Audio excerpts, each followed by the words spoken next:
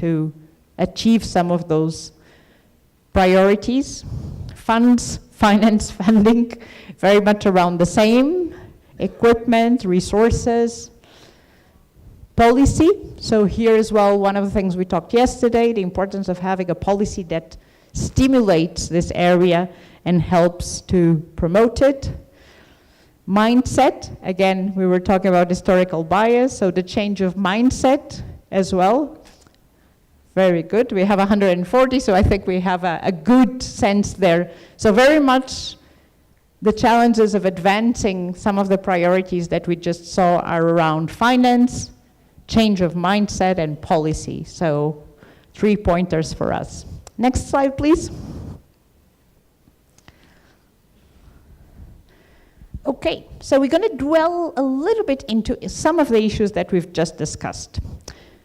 In terms of talent, we're talking about education, we're talking about skills, training. What is the biggest challenge that you face in terms of talent? Support, finance again, okay. So unskilled talent, so very much creating the skills.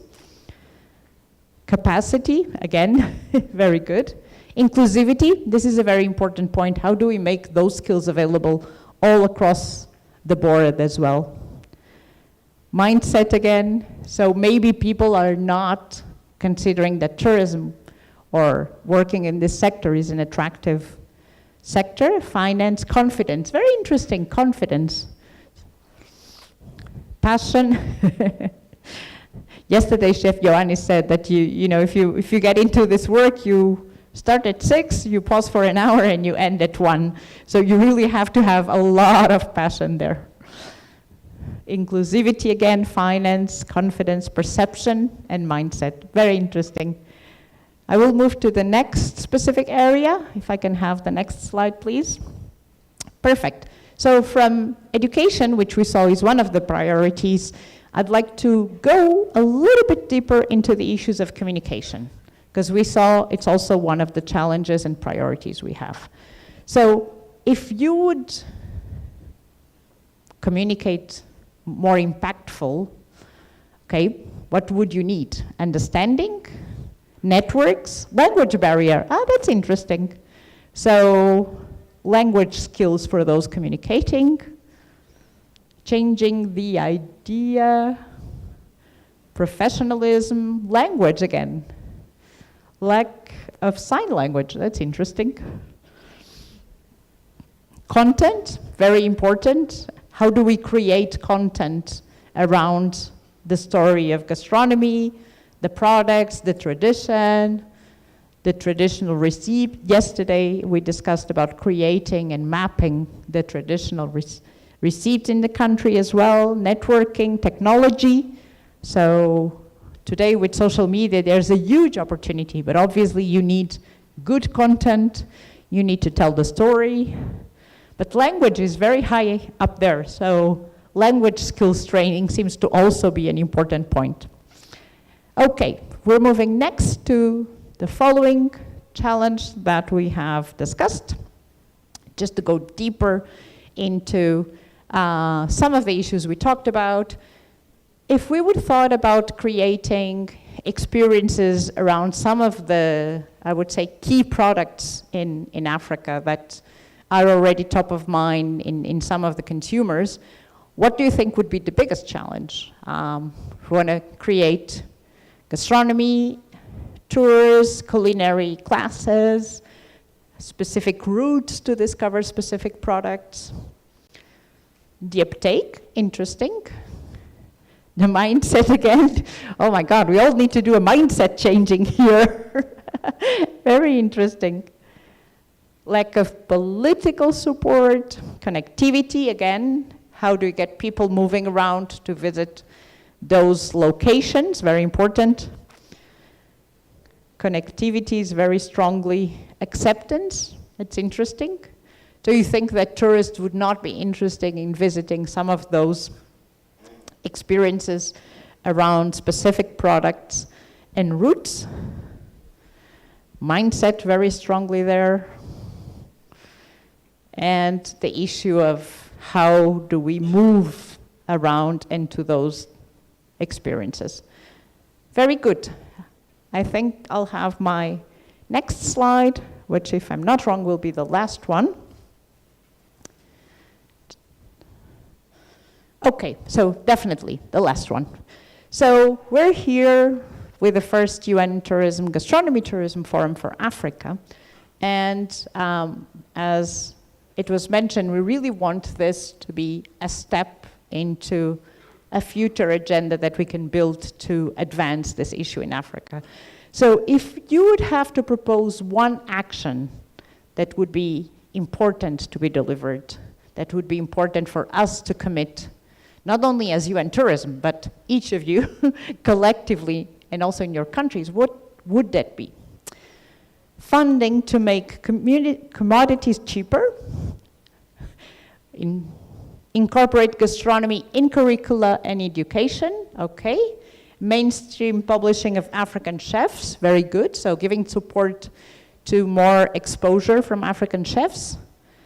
Participatory policy, develop a framework to guide gastronomy. Skills, very much education, as we mentioned. A regional approach, so getting the countries to work closer together. One vision, funding and training.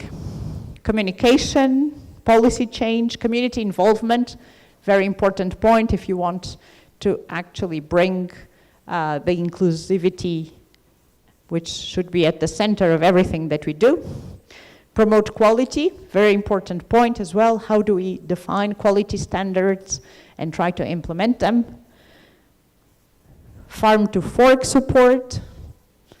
Training again, allow chefs to be in the forefront of gastronomy from a policy level, so that discussion to be wider, not just with the policymakers.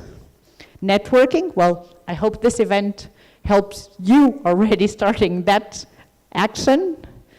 And nations to establish a national forum of chefs and competitions.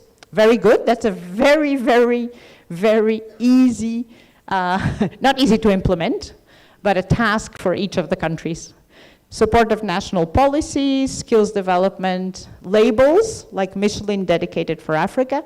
Yes, that is a challenge, but also maybe other labels within quality assurance. Roll out to school curriculum.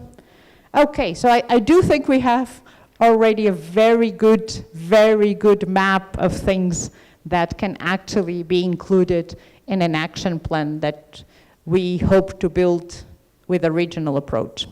So with that said, a very big round of applause to all of you who have actually created what we've just seen. Thank you very much, and we will continue this conversation bringing three key players actually in this framework.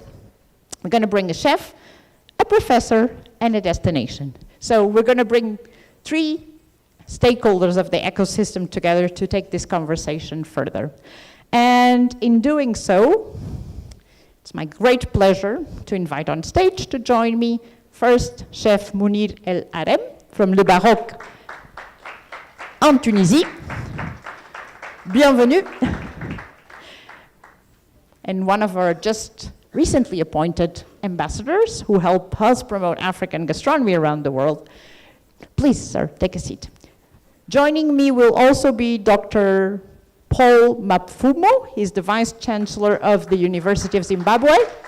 Professor, very warm welcome and good morning. And finally, we have with us Marjorie Chema, who's the Principal Secretary from the Ministry of Tourism of Malawi. Warm welcome to Malawi.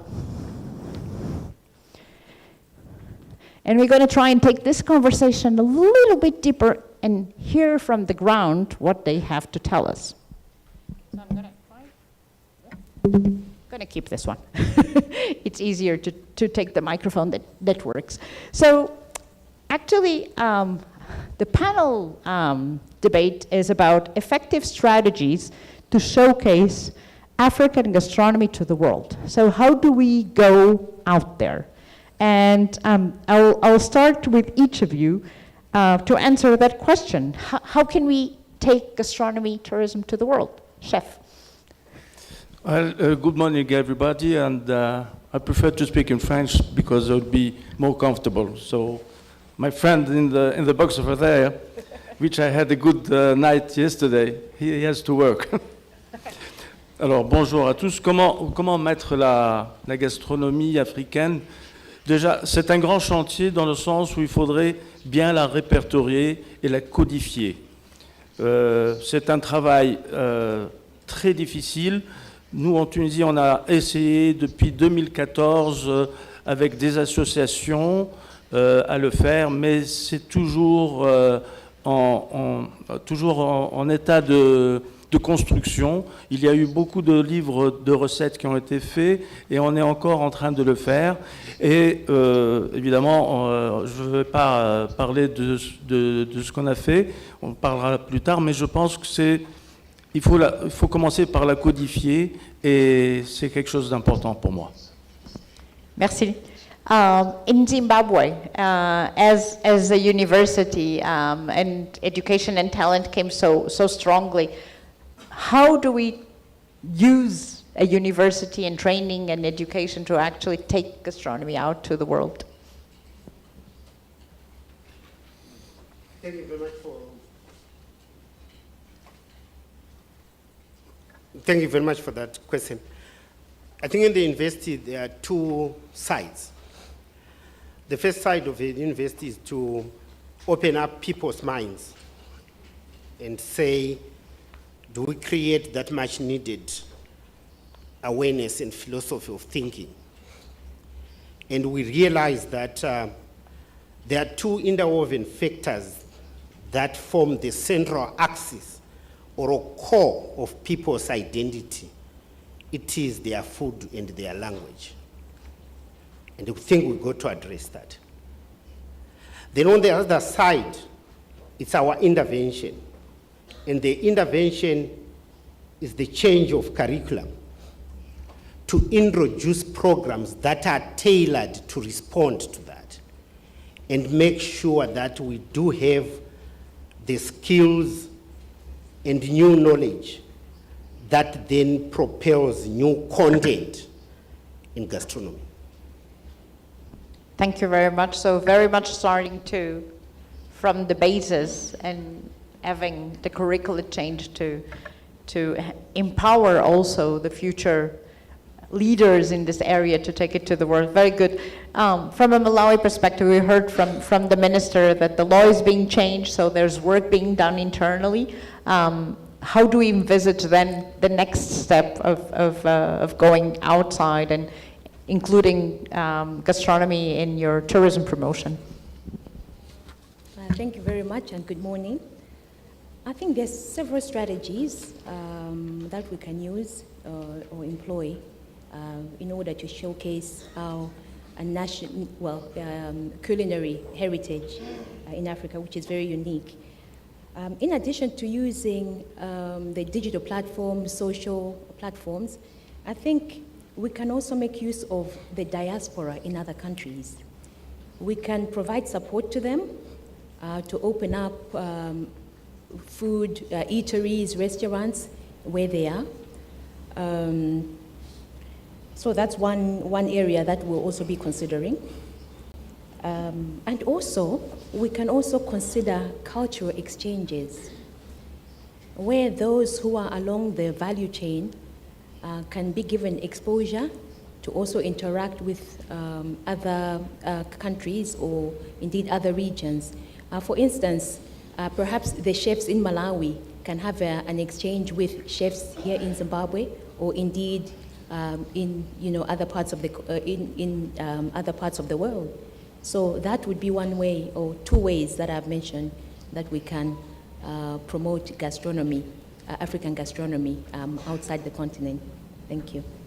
Thank you. No, I think that's actually a very key point, which I think hasn't come so strong, the role of the diaspora to really promote African gastronomy. And we've seen it in other regions. In Thailand, for example, we're saying a gastronomy, this diplomacy very strongly supporting the opening of Thai restaurants in different countries. And at the end of the day, it's a a way to put your gastronomy and people to be aware of the differences and learn and taste it. And so that's, I think, a key point that we should consider moving forward. And also the exchanges. I think actually yesterday, I think Jose Mari mentioned about also bringing chefs together from different regions and getting that cultural and learning process and networking, because you build also networks after that. Chef Munir, if you tell us a little bit more of how it has been the work in Tunisia, from identifying, as you said, everything in terms of the receipts, but also the products, bringing those products to the attention of tourists and your clients as well. What you've learned that can be also, I'm sure, very useful for others. Donc, ce que moi je propose, c'est que chaque pays ait une fédération africaine, une fédération de cuisine ou de gastronomie. Cette fédération aura des membres qui soient chefs ou bien d'autres associations. Le travail associatif permettra de regrouper les professionnels, ceux qui portent la veste blanche, ceux qui travaillent, pour mettre en valeur leur savoir-faire, pour pouvoir le transmettre et pour pouvoir pérenniser cette gastronomie qui se veut être durable dans le temps. En Tunisie, nous, on a plusieurs associations et nous travaillons la main dans la main, et nous avons participé à l'inscription du couscous comme un produit qui appartient à l'Afrique du Nord, que se partagent la Mauritanie, le Maroc, l'Algérie et la Tunisie. Donc cette inscription au patrimoine immatériel de l'humanité nous a permis de mettre en valeur ce produit, ce couscous. Et plus spécifiquement en Tunisie, on arrose la semoule de couscous avant de la servir par rapport à nos voisins. Donc toutes ces spécificités nous donnent une certaine labellisation. Nous avons aussi participé à l'inscription de l'harissa au patrimoine immatériel de l'humanité. Donc l'harissa, le piment est arrivé au XVIe siècle des Amériques, mais l'harissa est 100% tunisienne, et ce label-là nous permet de promouvoir ce condiment national, et on en est fiers. Et puis tout à l'heure, vous allez le goûter, j'ai ramené avec moi un peu de l'harissa traditionnelle, qui n'est pas du tout berbère, comme je le vois certains le dire, elle est tunisienne 100%. Notre identité, la Tunisie est un jeune pays, mais qui est là, il fait partie de l'Afrique. Il est positionné au nord de l'Afrique, donnant sur deux rives de la Méditerranée, avec un climat qui est extraordinaire, et donc ces opérations-là nous permettent de mettre en valeur notre gastronomie, et on est fiers de mettre cette harissa en valeur. Et pour la mettre en valeur, on la mélange avec de l'huile d'olive, du citron, des oranges, du lait, de la crème fraîche, et on remplace, en Tunisie, on essaie de remplacer la moutarde qui nous vient de France par de l'harissa. Voilà, c'est à peu près ça qu'on essaie de faire en Tunisie, et c'est un travail associatif beaucoup plus que... Il y a aussi des actions personnelles de chaque chef de son côté, mais on essaie de regrouper tout ceci derrière les associations gastronomiques. Merci beaucoup, chef. And how was the impact of the inclusion in the UNESCO heritage list? Did you see a bigger exposure as well? Because this is an important point for many of the products, no? How to get validated by international labels, and in this case, a much bigger recognition. C'était un grand travail qui a été fait par tout un groupe, donc sous l'égide du ministère de la Culture tunisienne, et nous avons fait des événements avec le ministère du Tourisme, avec le ministère de la Culture. On a fait des grands dîners, on a fait des événements, nous avons invité le corps diplomatique pour un dîner. Et on a présenté donc le couscous, on a présenté l'harissa, on a fait ça dans des châteaux bellicaux. Donc vraiment, c'était des événements qui mettaient en valeur la grandeur de ce produit. Merci beaucoup. I'll go now to Malawi because the chef was just mentioning the effort that was made with the different ministries to take this forward. How do you see it in Malawi also? Because when we talk about culinary arts, obviously there's many ministries, there's culture, there's also agriculture naturally. How do you see that coordination to actually be able also to take a step further? Thank you very much.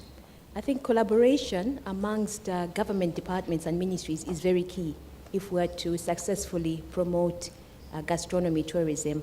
In Malawi, what we're looking to do is to form some kind of interministerial committees, interministerial working groups, so that each one can have an input in the policy. The gastronomy policy. It's quite clear, of course, that gastronomy tourism is not just about the tourism sector, but it cuts across many other sectors. You mentioned agriculture, also perhaps the government department that's responsible for nutrition, government department that's responsible for health. So it's really multi-sectoral. So I think that will be our approach in Malawi, especially when we have put in place a framework. So we're going to provide the relevant guidelines on the specific roles of each stakeholder that has a stake in the implementation of this policy. Thank you. Thank you very much. I think that's an important point. And also it was very interesting when we looked at the brand values of African gastronomy, how healthy and organic came so higher. So it's also important to bring that point of the health ministry and nutrition responsibility as well. Professor, we were talking about education and skills, and you mentioned the importance of changing the curricula. But how do you see your students and the youth looking at this sector? How do you think you can address some of the challenges that we saw there of attracting people to this sector? Thank you very much. I think if we use the experience of Zimbabwe, the country's socio-economic landscape is fast changing by way of the government policy. The first is the education landscape that has changed significantly through the introduction of our heritage-based education 5.0, the 5.0 being the teaching and learning, the research, the innovation, the industrialization, the community engagement is now programmatic. It has to deliver goods and services that meet the needs of people. That on its own creates a totally new, different environment in terms of our development of human capital. Then on the other hand, as we transform those programs, we also have high participation of communities. We have had exceptional agency in terms of change, we have been fortunate to have our First Lady, Excellence, Dr. Auxilia Mnangagwa. We have changed really the landscape of in terms of formation of platforms. Our students and staff are now participating in cookout competitions, working with women in the communities, men in the communities, youth in the communities. So that coming together has provided an exceptional platform that has never happened before. And it informs now the curriculum, which is a new curriculum, differently. So it wouldn't have been at a better time. And this is then a time that we are seeing new paradigm shifts in agriculture and environment. When people begin to talk about agroecology, people are beginning to talk about harnessing the diversity of traditional or underutilized crops and underutilized animals, flora and fauna. And that coming together is also linked up very well with our growing vibrance in the tourism and the hospitality industry sector. So you can see that from different ends, it's a sign of a country transforming. And this positions our academic programs, our research and innovation, really at the center. So I see the leapfrogging through science, technology, and innovation that is nested in all that in new environment that we are forming is giving us the future of addressing the challenges that I was following on the screen.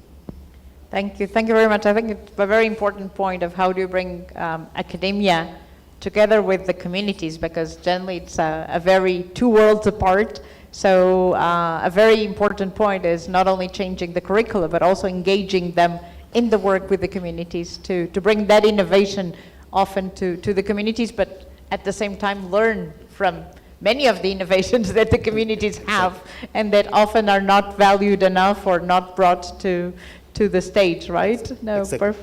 Very good. Chef, we were talking about communities, and obviously also in Tunisia, many of the work of collecting les récéptoires is based on the community knowledge. How was that work? Was it hard to engage communities? Do they see themselves reflected also in the work that is done in gastronomy overall? Oui, c'était un peu dur de faire le répertoire. Moi, je dirais, je vais rentrer peut-être dans les techniques de cuisine. Ce qu'on apprend et puis je vais rebondir ce que disait notre ami. Donc, dans le programme académique en général, ce qu'on apprend, c'est la cuisine française. La cuisine française a inscrit sa gastronomie au patrimoine immatériel de l'humanité en ayant codifié sa cuisine. Et s'il y a des chefs qui sont là, ils connaissent qu'on travaille tous avec le guide Escoffier, avec des recettes. Ce qu'on a fait, nous, en Tunisie, c'est qu'on a pris ce guide Escoffier et on l'a tunisifié, dans le sens où on a changé beaucoup d'ingrédients avec des épices tunisiennes qu'on utilise, et donc on a réussi à prendre les recettes ancestrales, les recettes des grands-mères, et d'en faire des recettes tunisiennes. Donc quand on va parler du couscous au poisson à la sphaxienne, c'est une recette bien spécifique et on le présente dans un format international que même un 5 étoiles peut présenter à ses clients selon les normes HACCP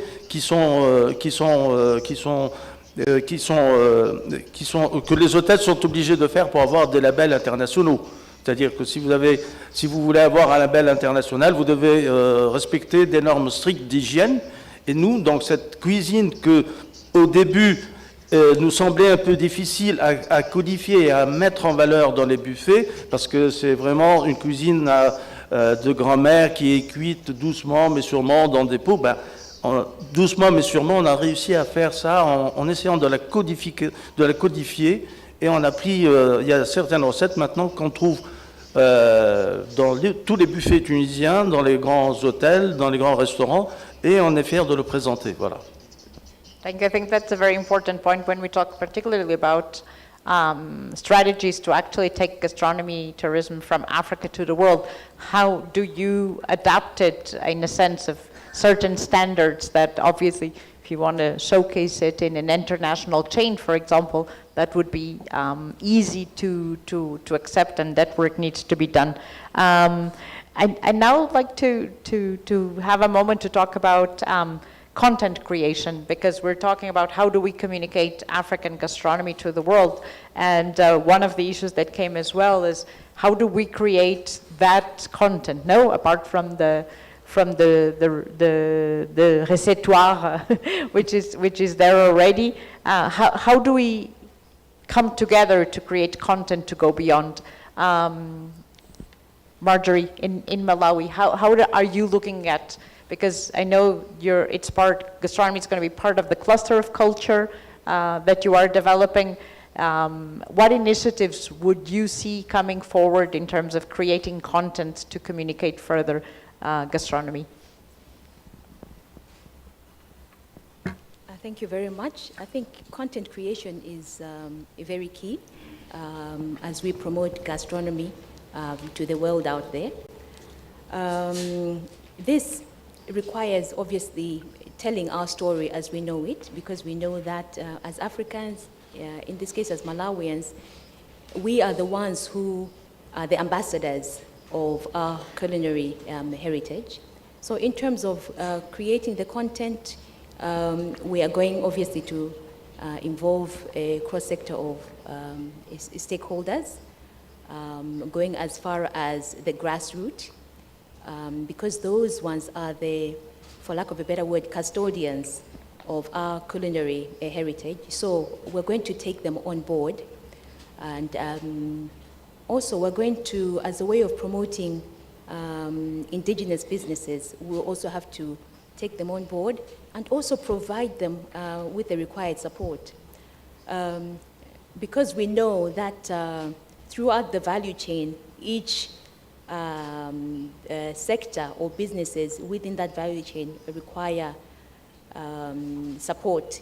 But more, especially I think when we look at the end tail of the value chain, we're talking of the farmers, the producers, yeah?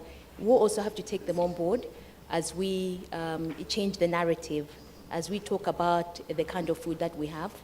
And of course, we're also going to do what we're calling a mapping of the various local cuisines, the local food that we have in Malawi, identify all that, and then get all the key stakeholders in the narrative to talk about our local culinary heritage. Thank you. Thank you very much, Marjorie. Professor, how do we tell that story? How to create content?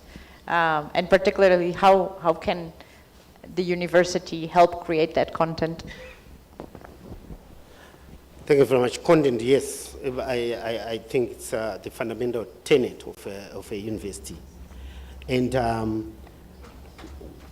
one of the things that we would say we sell to the region, we sell to the world, is this new concept of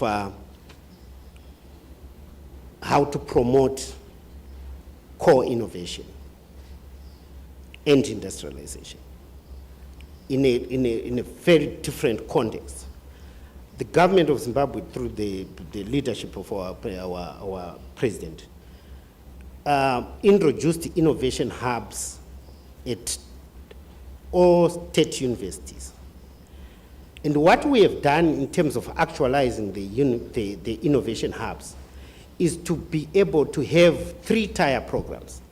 The first line of the program is to allow communities to come into the innovation hub with their innovations. I would imagine gastronomy, what we suffer is a lack of pride and a lack of dignity in the know-how, in the skills and practice and art of doing things, excluded. And I think through the innovation hubs, I want to see those common people from communities showing their ingenuity, showing their innovation hub, showing their innovations at a university. Then we have entrepreneurs and new businesses, new startups. I would imagine a village startup. That comes from a person who is an industrialist, who has an idea, go through and formally document. The documentation of the traditions has been very poor. Out of place when we have the mainstream education system. So I think that's one of the avenues that can bring a complete change of mindset in terms of handling.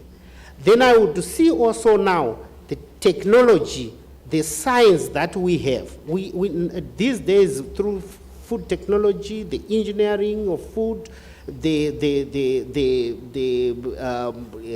nutrition sciences, the culinary arts, the multidisciplinarity has not been respected before. When these disciplines now come together, we can create a lot of non-traditional content that characterizes, to be honest, if I can extend your time, in Zimbabwe, I guess in many African countries too, there was very little known about what is gastronomy. Yes. I took students to San Sebastian, thanks to the First Lady for affording us that. We didn't have a definition for what is called gastronomy, really mainstream. And that exposure, that approach has changed things completely, bringing it here in Vic Falls to the UN tourism. It's phenomenal in terms of changing the mindset, creating that awareness. So I think it's the starting point that begins to put gastronomy mainstream, to engage, to begin to see people focusing on it as a subject. Thank you very much. I think, well, very important point, because at the end, we're always talking about gastronomy, and I think yesterday in the presentation, Jose Mari mentioned this vision 360 of gastronomy, and at UN Tourism, we also try to promote this vision, because at the end of the day, it's everyone benefit to be part of the value chain, but also to contribute and be engaged. So it's an interesting point also that the change of mindset that comes with sometimes a word. No, they say words matter, and it is true.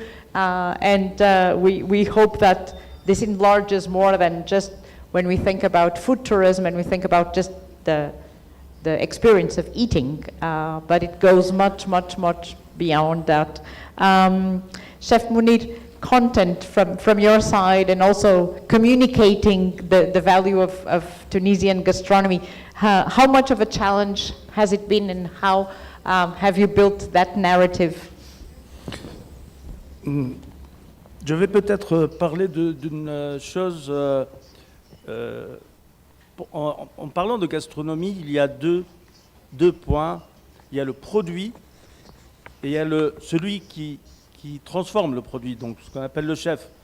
Ça, c'est un grand challenge, parce que il faut mettre en valeur les deux points. Il faut mettre en valeur donc le produit des terroirs, c'est ce qu'on appelle, c'est un mot qu'on utilise maintenant qui est à la mode, mais moi je dirais que toute l'Afrique est un terroir, parce qu'on voit, quand on voit toutes ces ethnies, toutes ces populations qui ont un savoir-faire. Hier, j'entendais son Excellence, Monsieur l'ambassadeur de Cameroun, qui disait qu'ils avaient plus de 100 ethnies, donc c'est quelque chose d'extraordinaire, mais il faut les mettre en valeur. Donc, et qui peut mettre en valeur ces produits-là? C'est les chefs de cuisine. Et moi, j'appelle donc à tous les professionnels de vraiment prendre conscience que nous avons un patrimoine extraordinaire.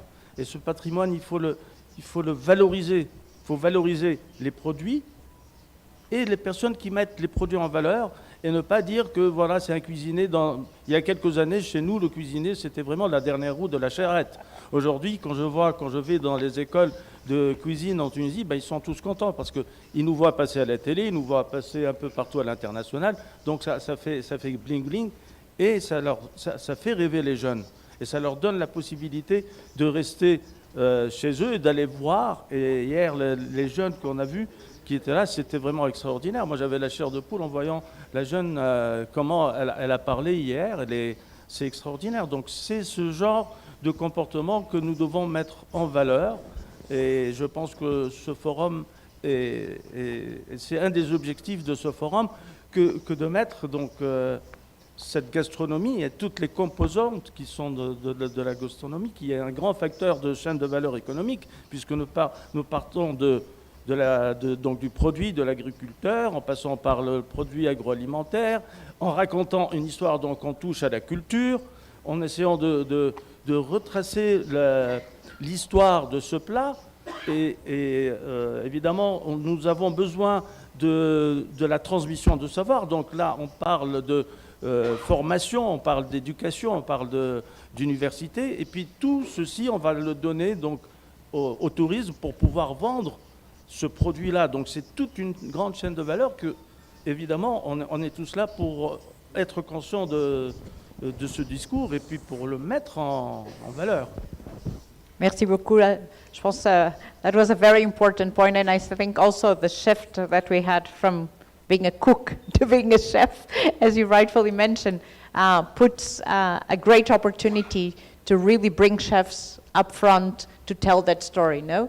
To be the storytellers of where the product comes from, how the transformation happened, and bring that value up front, because there's a good spotlight now on chefs, which is a recognition of the value of that transformation, as you just mentioned.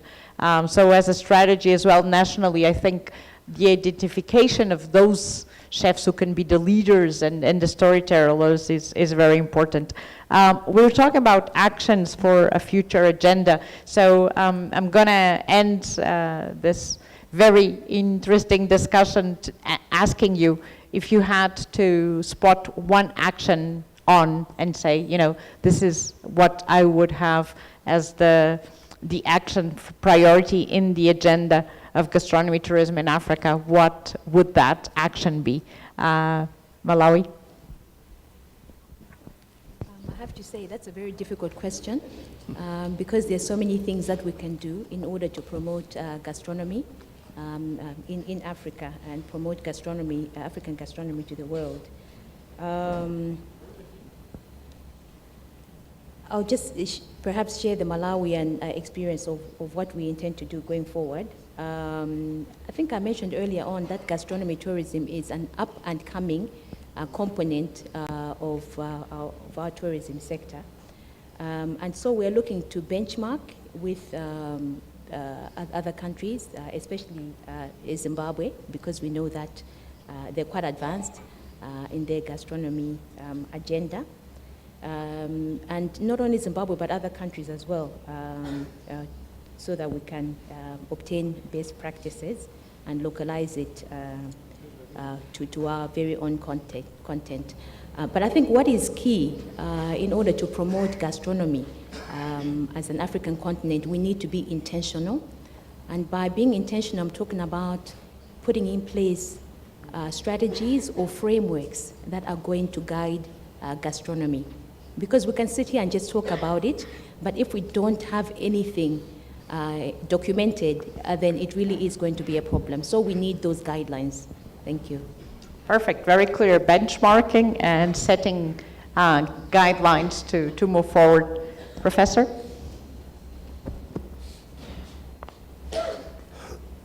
Thank you very much. Fundamentally, I would say we have the task to build identity, confidence, dignity, and pride in African food systems. And I will qualify that.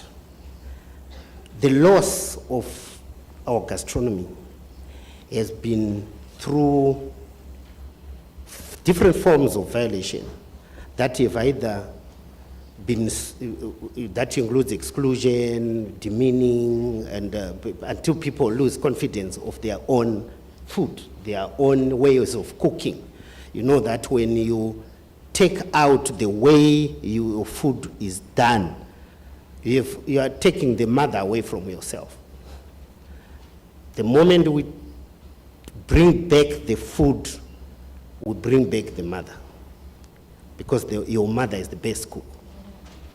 So those violations have been socialized and institutionalized through education systems, through processes, and precipitated through policies that favored the contrary.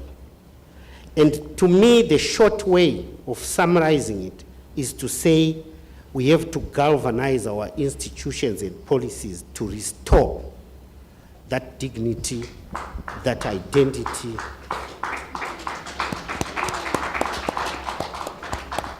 and build that pride in African food systems. Bring back the mother at the center, which means the food. Perfect. I would end there. Very good. Institutionalize that building of pride through education. Chef Munir. Alors moi je vais être très concret, moi je fais appel, et c'est la deuxième fois que je fais cet appel, à la création d'une confédération africaine de cuisine.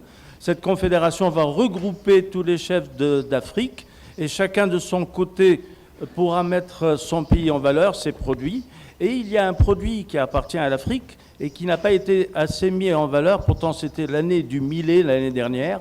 Donc le millet est une céréale qui existe partout en Afrique, elle est facilement cultivable. Et en Tunisie, en tous les cas, on l'utilise dans plusieurs plats. On appelle le sohlb. Et j'ai ramené avec moi un gâteau à base de millet, vous allez le goûter tout à l'heure. Et on a ramené aussi un peu d'eau de vie de figue et une liqueur d'herbe, donc la tibarine, qui est faite à base de thym et de romarin. Donc, et je pense que avec la création de cette confédération, en allant déjà travailler sur le millet, nous pourrons rentrer directement dans le vif du sujet et présenter cette cuisine africaine, mais vraiment au monde d'une façon extraordinaire, parce que c'est vraiment une cuisine qui est extrêmement riche. Voilà. Merci beaucoup. Voilà.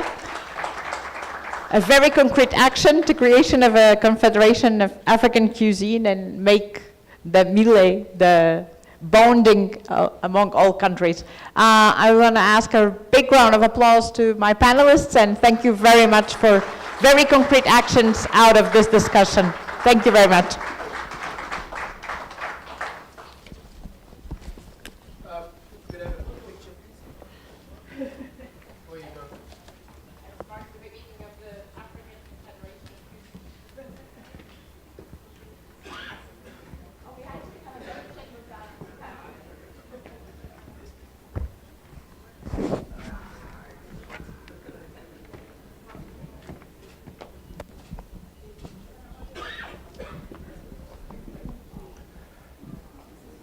Another big round of applause, ladies and gentlemen.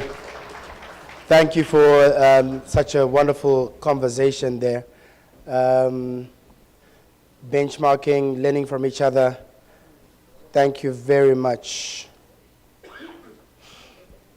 And thank you, Sandra, for taking that panel. Thank you, Chef Munir, Professor Mapfumo, and Ms. Sherma, for this very insightful exchange of ideas. And yes, Chef Munir did say that he came with millet cookies.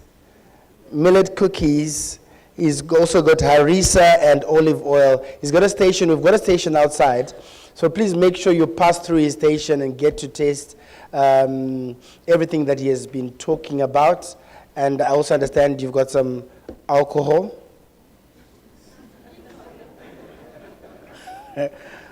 Fantastic.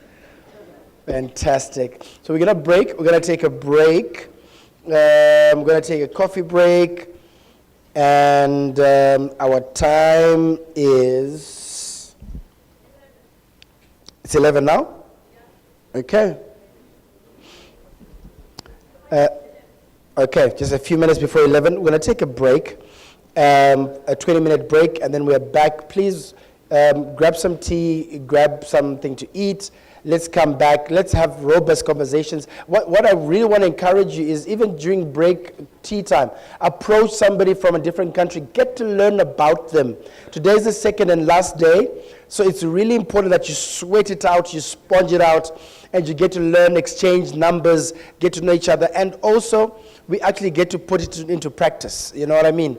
That's really important for us to be able to change the mindsets of the people of Africa with regards to the way that we take food and, you know, pretty much promote European foods ahead of our own. Those are the conversations that we need to see. How do we change that? All right. Let's go for tea. We'll see you in about 20 minutes.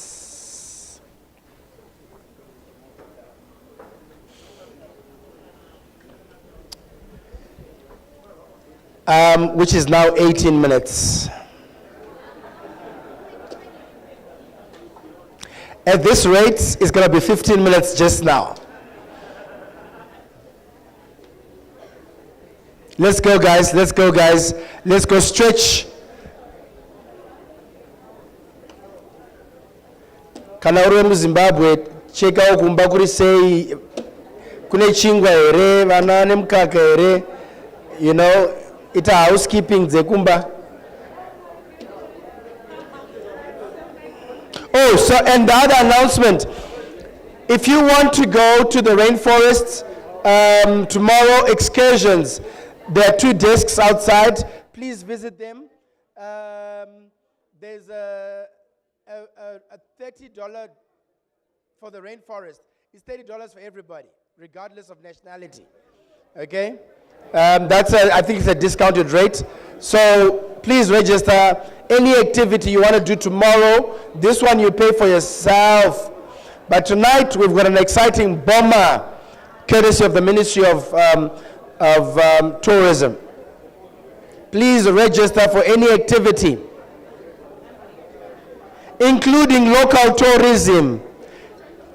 Okay. Those from Zim, please, let's support our own touristic sites and visits.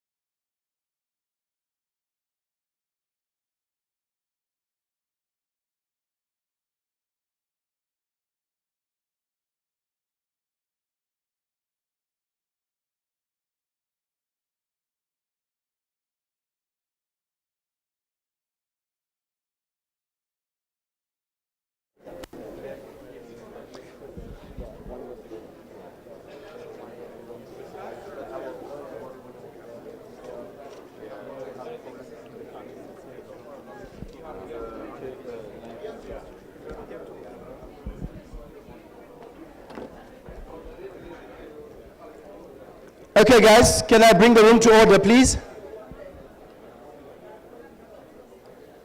May I please bring the room to order?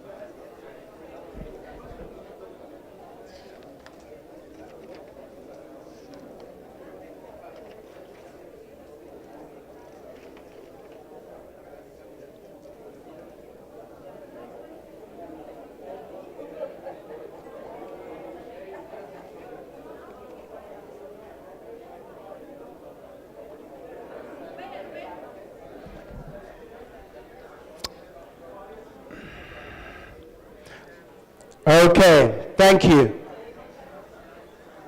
Thank you very much.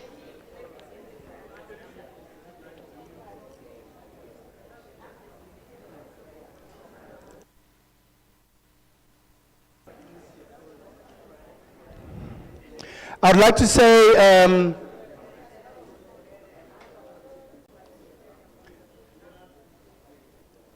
thank you. I think we're on 2% left for me to get their attention. Gentlemen, may we take seats, please, so we can start? Thank you.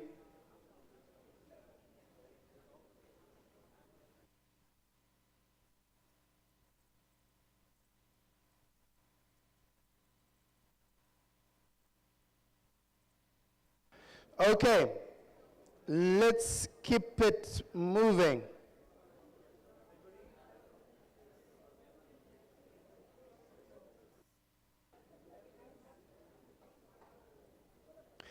The next session is Get Inspired.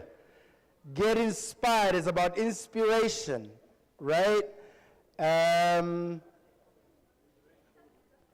this session will showcase inspiring presentations of successful initiatives in gastronomy tourism in Africa, looking into the value of linking food, the territory, and tourism, and providing an ideal space for the exchange of expertise and for the development of projects that foster sustainable and innovative practices in gastronomy tourism. Coming up for this particular session, I really would like you guys to get involved and to, just clap hands and celebrate every panel and every moderator that comes through. Let's celebrate our moderator all the way from Ghana. She is the UN Tourism Ambassador for Responsible Tourism, and her name is Chef Fatmata Binta. The left side, you guys are not clapping hands. On my left. Come on, guys. Come on now. Come on now. Much better. Much better. Fantastic. Thank you. And our speakers, ladies and gentlemen, the next is Head of Communication for the Ghana Food Movement. They have a whole head of communication for the Ghana Food Movement. It's even a movement. Ladies and gentlemen, please welcome Lydia Amenyaglo. Let's give her a big round of applause. At the back there, can I see hands? At the back. You guys were the naughty ones in school, even in primary school. All right. Next, She owns the Burgundy restaurant all the way from Nigeria, Abuja. Please welcome Chef Adenike.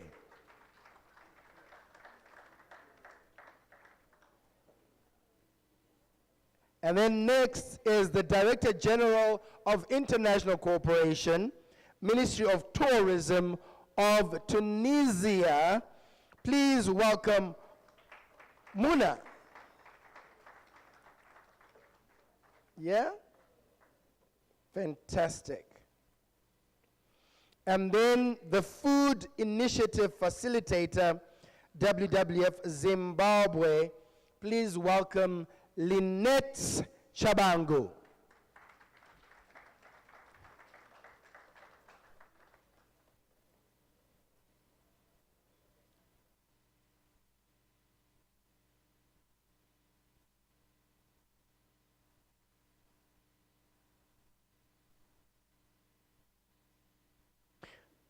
Okay, over to you, moderator. Thank you very much.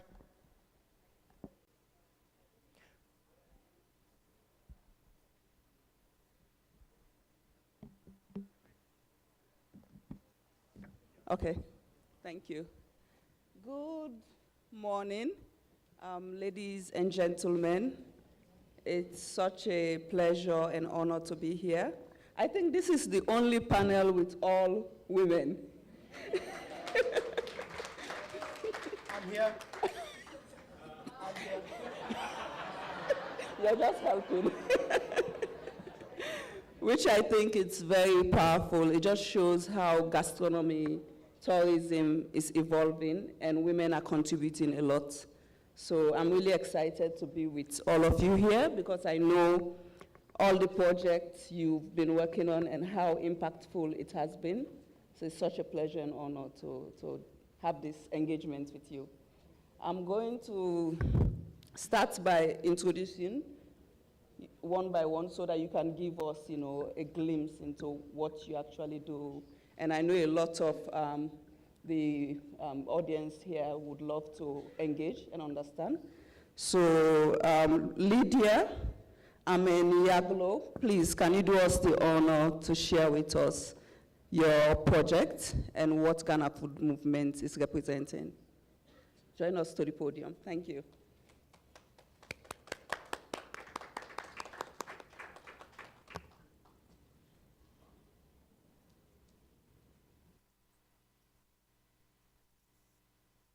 Hello, hello. Okay, great. Waiting for the presentation to drop. We need help with the slides, please. While we wait on the slide, I encourage the audience to think about how can partnerships between local farmers, chefs, and tourism operators be fostered to create a robust gastronomy tourism sector. I will follow up on this because we are also here to share and engage with everyone. We all have a role to play, and the session is called Get Inspired, so we are not just here to share, we're also here to learn from you because this is a movement. So Lydia. Yes, hello everyone. My name is Lydia Kikili-Ameniaglo, and I'm the head of communication for the Ghana Food Movement, a grassroots network based in Ghana. We are chefs, farmers, entrepreneurs, manufacturers, foodies, bloggers, and so many more. And we are there to tackle Ghana's big problems in the food system. And through social media and offline events, training and collaborations, we really want to celebrate Ghanaian food culture and culinary heritage and the potential that Ghana's food system has to offer. And yeah, we really want to inspire, in particular, the upcoming generation, young Ghanaians, to act towards a better food system. But we are not a regular movement, I would say. We bring always a lot of energy to the table. So in order for you to get a grasp of who we are and how we do it, I'm going to present to you a small video. Yeah, so let's play the video. We don't cast, last, Now everybody go to breakfast. Shayo. Shayo.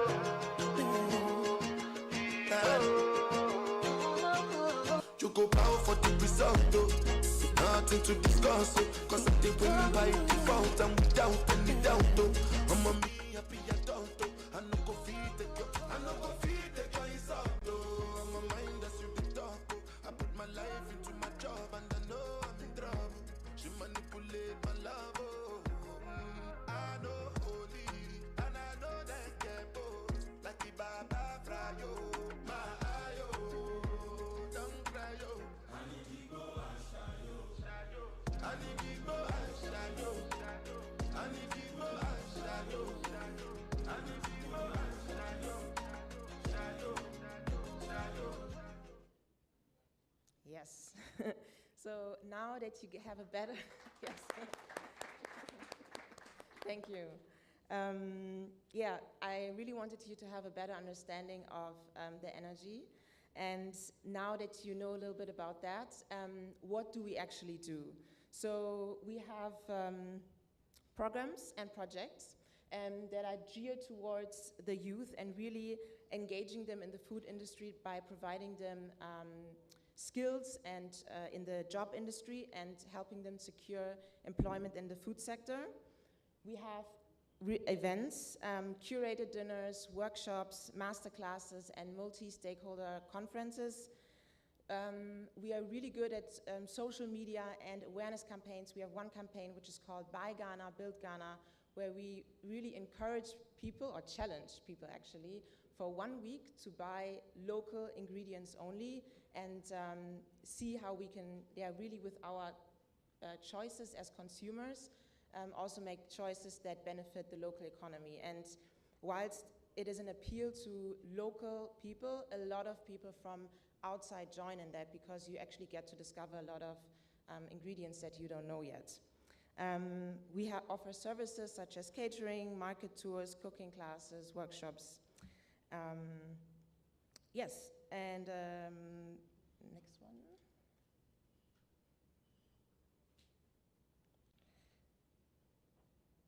Yes, and so I think it skipped one.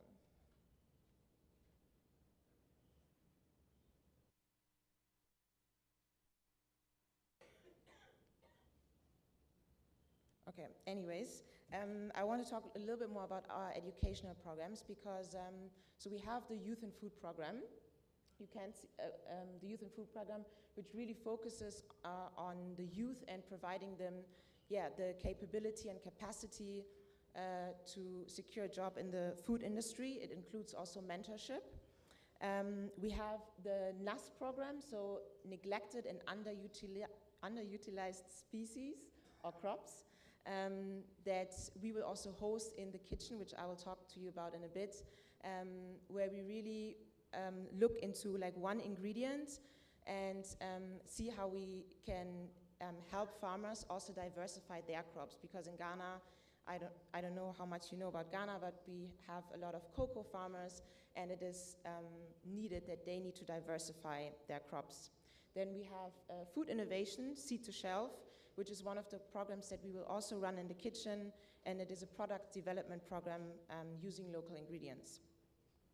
But I want to talk more about our events, because this is really where I think we do a good job at food tourism. One of those events that we have is called Dine and Dance, and it is an event where we highlight one ingredient in a 4-course menu and really explore it and show people the versatility of it. And it also instills a sense of pride in us Ghanaians to also see an ingredient elevated and see what it is actually capable of. So far we had a fonio, millet, mushroom, Buy Ghana and Build Ghana Dine and Dance.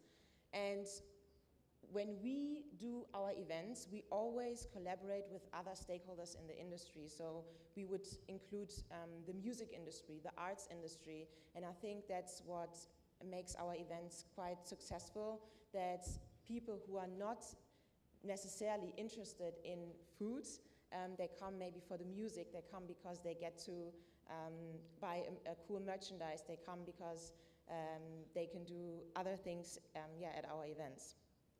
Thank you very much, Lydia. Because we are keeping it at 10 minutes, sorry. I will definitely ask you more questions as we go. Yes. Okay. I cannot talk about the kitchen? Yes, you do it. Okay. Yeah. Please give it up.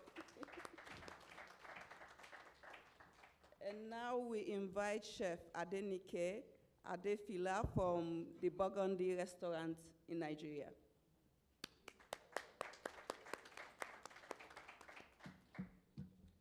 Good morning, ladies and gentlemen. My name is Adenike. I will start with my name. Adenike means Guy the Crown. It's a long name. Anyways, at the Burgundy restaurant, I'm not just the owner, I'm a co-owner of, I would say the Burgundy is a marriage between a lover of transformation or innovation and someone who is passionate about culinary education. So the Burgundy is a subsidiary of a culinary school called Reddish Chronicle. So in our restaurants, we believe education is the foundation for any innovation to be. The conversation starter, you might be asking why Apple is on this table to start. When you think about Apple, what comes to mind? Please, if you have a mic, I would love you to talk in front, just so it's easier. Apple.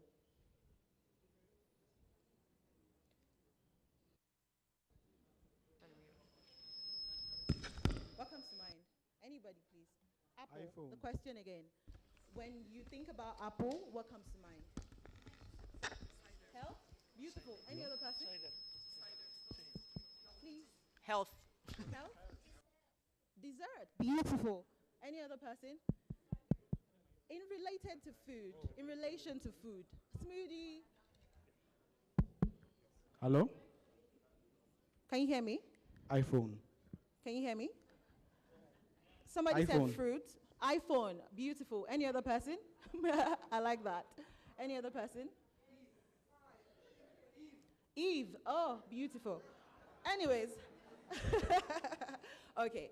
So the difference is, any other person want to talk? Pie. Beautiful. Pastry. Ooh, I love that very much. Anyways, I have 10 minutes, and I know Binta keeps the time a lot.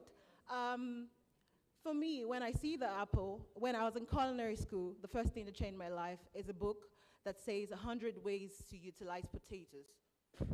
I was like, potatoes? And when the restaurant was going to start, part of the things we thought about was, one, when you think about, I think I need to use my phone at this point so I can read. Sorry, pardon me. When you think about Afrofusion or Africa, I say it's a layers of multiple diversity. In Nigeria, we have about 200 ethnicities, so diverse food, diverse understanding of food. And particularly, at the last paragraph, you would see there, I wrote, traditional recipe passed down through generation blend with modern culinary techniques with first understanding of the fundamentals and its techniques and respect for its people. At the restaurant, our focus is centered mainly around understanding, appreciating food. I like that everybody touched on health, everybody touched about diversity when it comes to just this vegetable, or what I call a fruit, apple, because we, at the restaurant, we appreciate our farmers, we understand innovation, and we understand that to an apple, it is apple phone to someone, it is an apple a day to someone, it is a pie to someone, it is smoothie to someone. How do we make everyone who enters the restaurant understand food storytelling, depth of understanding when it comes to produce and appreciating produce? And that's the focus around the Burgundy restaurant. Do I just click? Pardon me.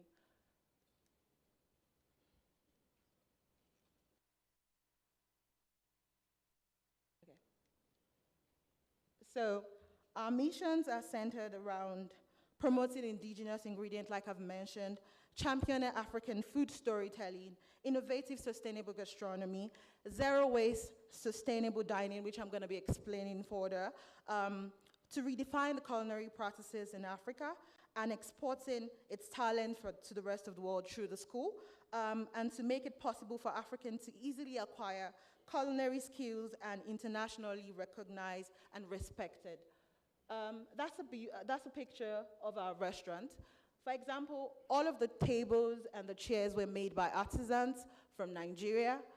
The wall also embodies the practicality of what our indigenous homes used to look like. So we are not the typical restaurants where you come in and there's a lot of artistic things on, in Nigeria at the moment, the focus is centered around beauty and ambient. We want people to come in and see that in the little things you can still, have an amazing experience.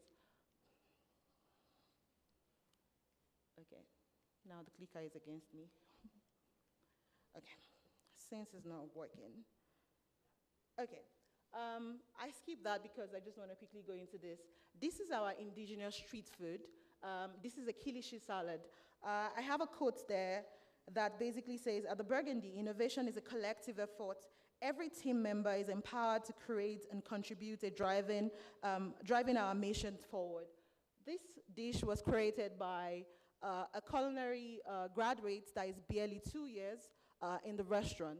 And all that you have on the plate are just basic street ingredients. So you have kilishi there, which is like a dehydrated meat, grilled cabbage, clementine, granite, and peanut. And this salad is a burst of flavor that is a conversation starter whenever anybody walks into our restaurant. Specific innovations are centered around these dishes. At the restaurant, like I mentioned, we champion zero waste and sustainable dishes.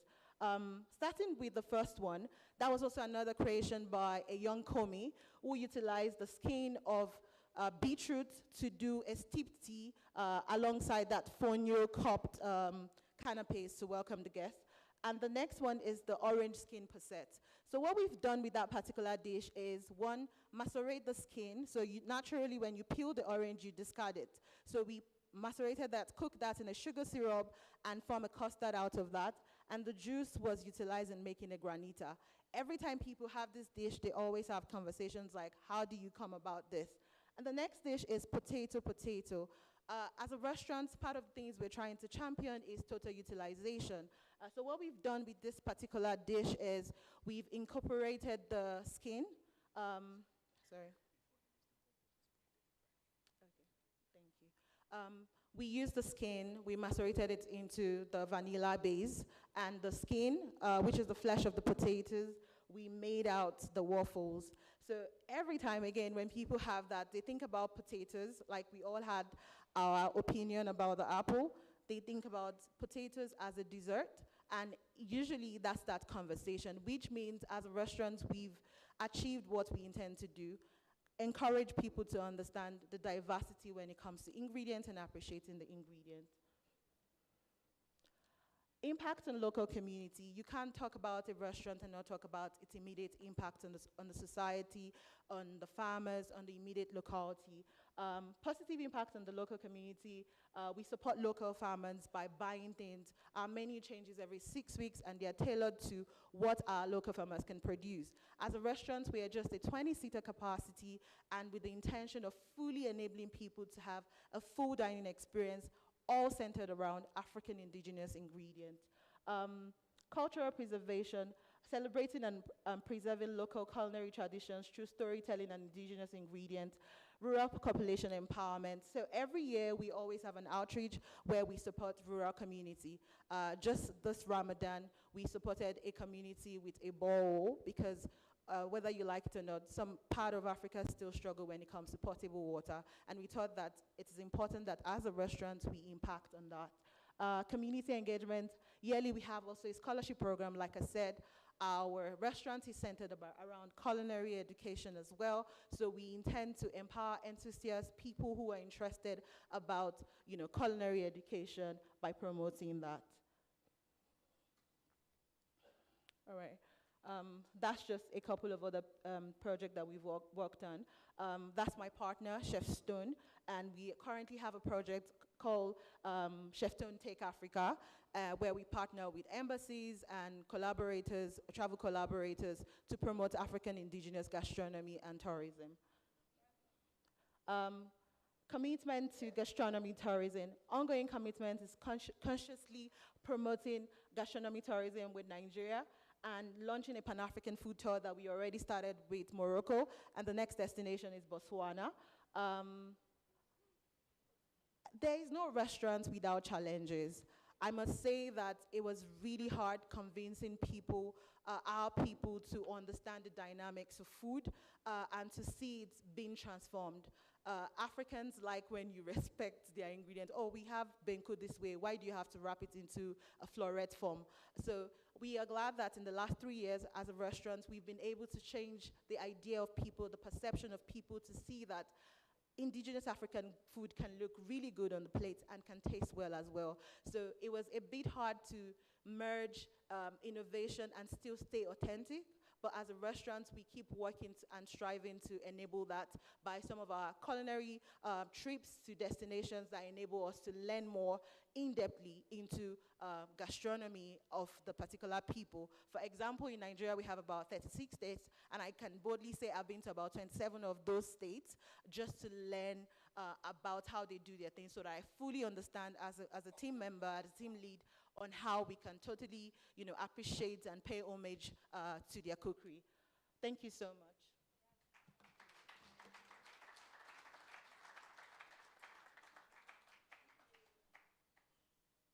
Now, I'll invite Mwana Matoti to come and share with us her projects. Thank you.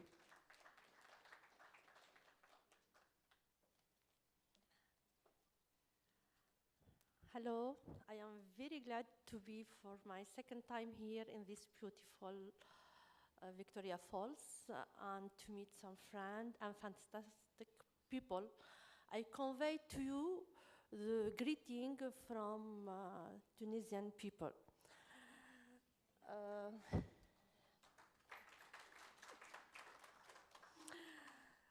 So I supervised the implementation of this Tunisian culinary route.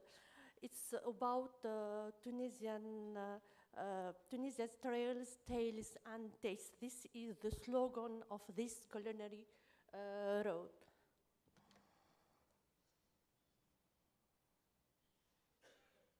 How to move? So, as it was on this screen, it's our culinary journey is about this flagship products that are the harissa that you, Mr. Monir, the chief, taste you, give you to taste this harissa Tunisian product. It's, as he said, harissa recognized as an intangible cultural heritage in the UNESCO. Also about olive oil, dates, and octopus, which fishing technique is listed as intangible cultural heritage.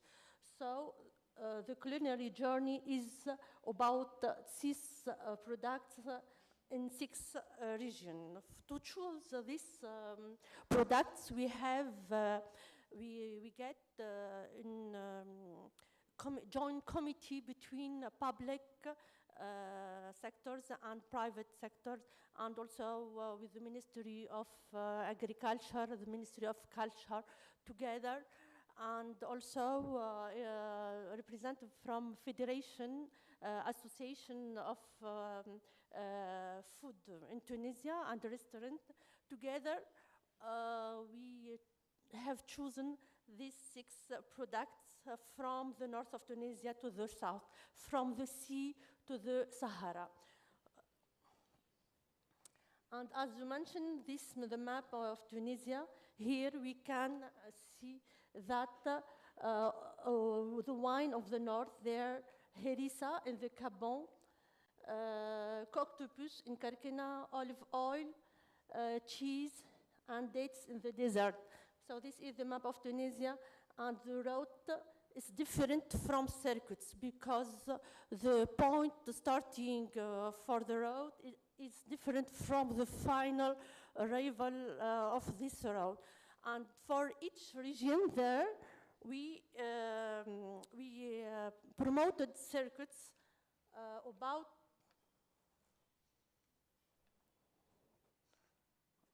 no, it doesn't. So in each product, in each region, circuits, so we provided different circuits with a comprehensive and immersive culinary experience, highlighting the unique flavors and tradition of each region. That showcases Tunisian culinary heritage and traditional practices. For example, tourists can meet fishers and learn about traditional fishing technique. Also, through these different circuits, tourists can have many activities like climbing activities, stay in charming guest house, and engage in agri-tourism experience, such as working in local farms and tasting fresh food product. So what I said is the activities enrich the overall tourist experience, offering a deeper connection to Tunisians' culture and tradition, while promoting sustainable tourism and supporting local communities. Here, many workshops about the different theme, about different product, and the project also reinforced the community, local communities on cooking and digital communication, digital marketing. We subsidize them with a grant, we give them a grant to buy what they need for receiving tourists, and we enhance them, help them to commercial and to promote their product. So here some activities, training for the local stakeholders, for the local communities, and as I mentioned, we gave them grants to buy what they need to welcome tourists and to enable them to have an experience and immersive experience. So let's show you some photo, and available tours now is available, and this is Tunisian road, touristic routes, different. We also, besides these culinary routes, we have UNESCO heritage routes. The second one, the film road, and the third one, the hiking trails of Tunisia. So, and for much information, you can visit the website discovertunisia.com, and you find all the routes, different routes and activities we are promoting in Tunisia. And now I invite you to journey, culinary journey, by showing this video. Thank you.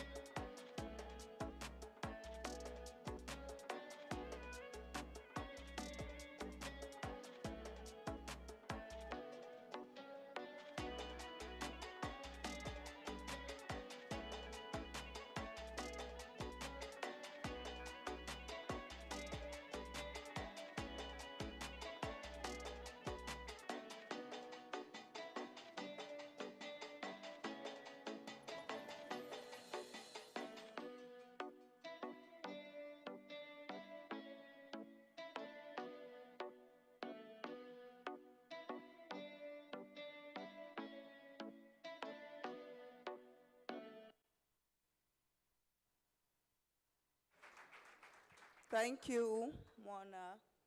Now, Lynette Tabangu is going to join us and share about her project. Thank you.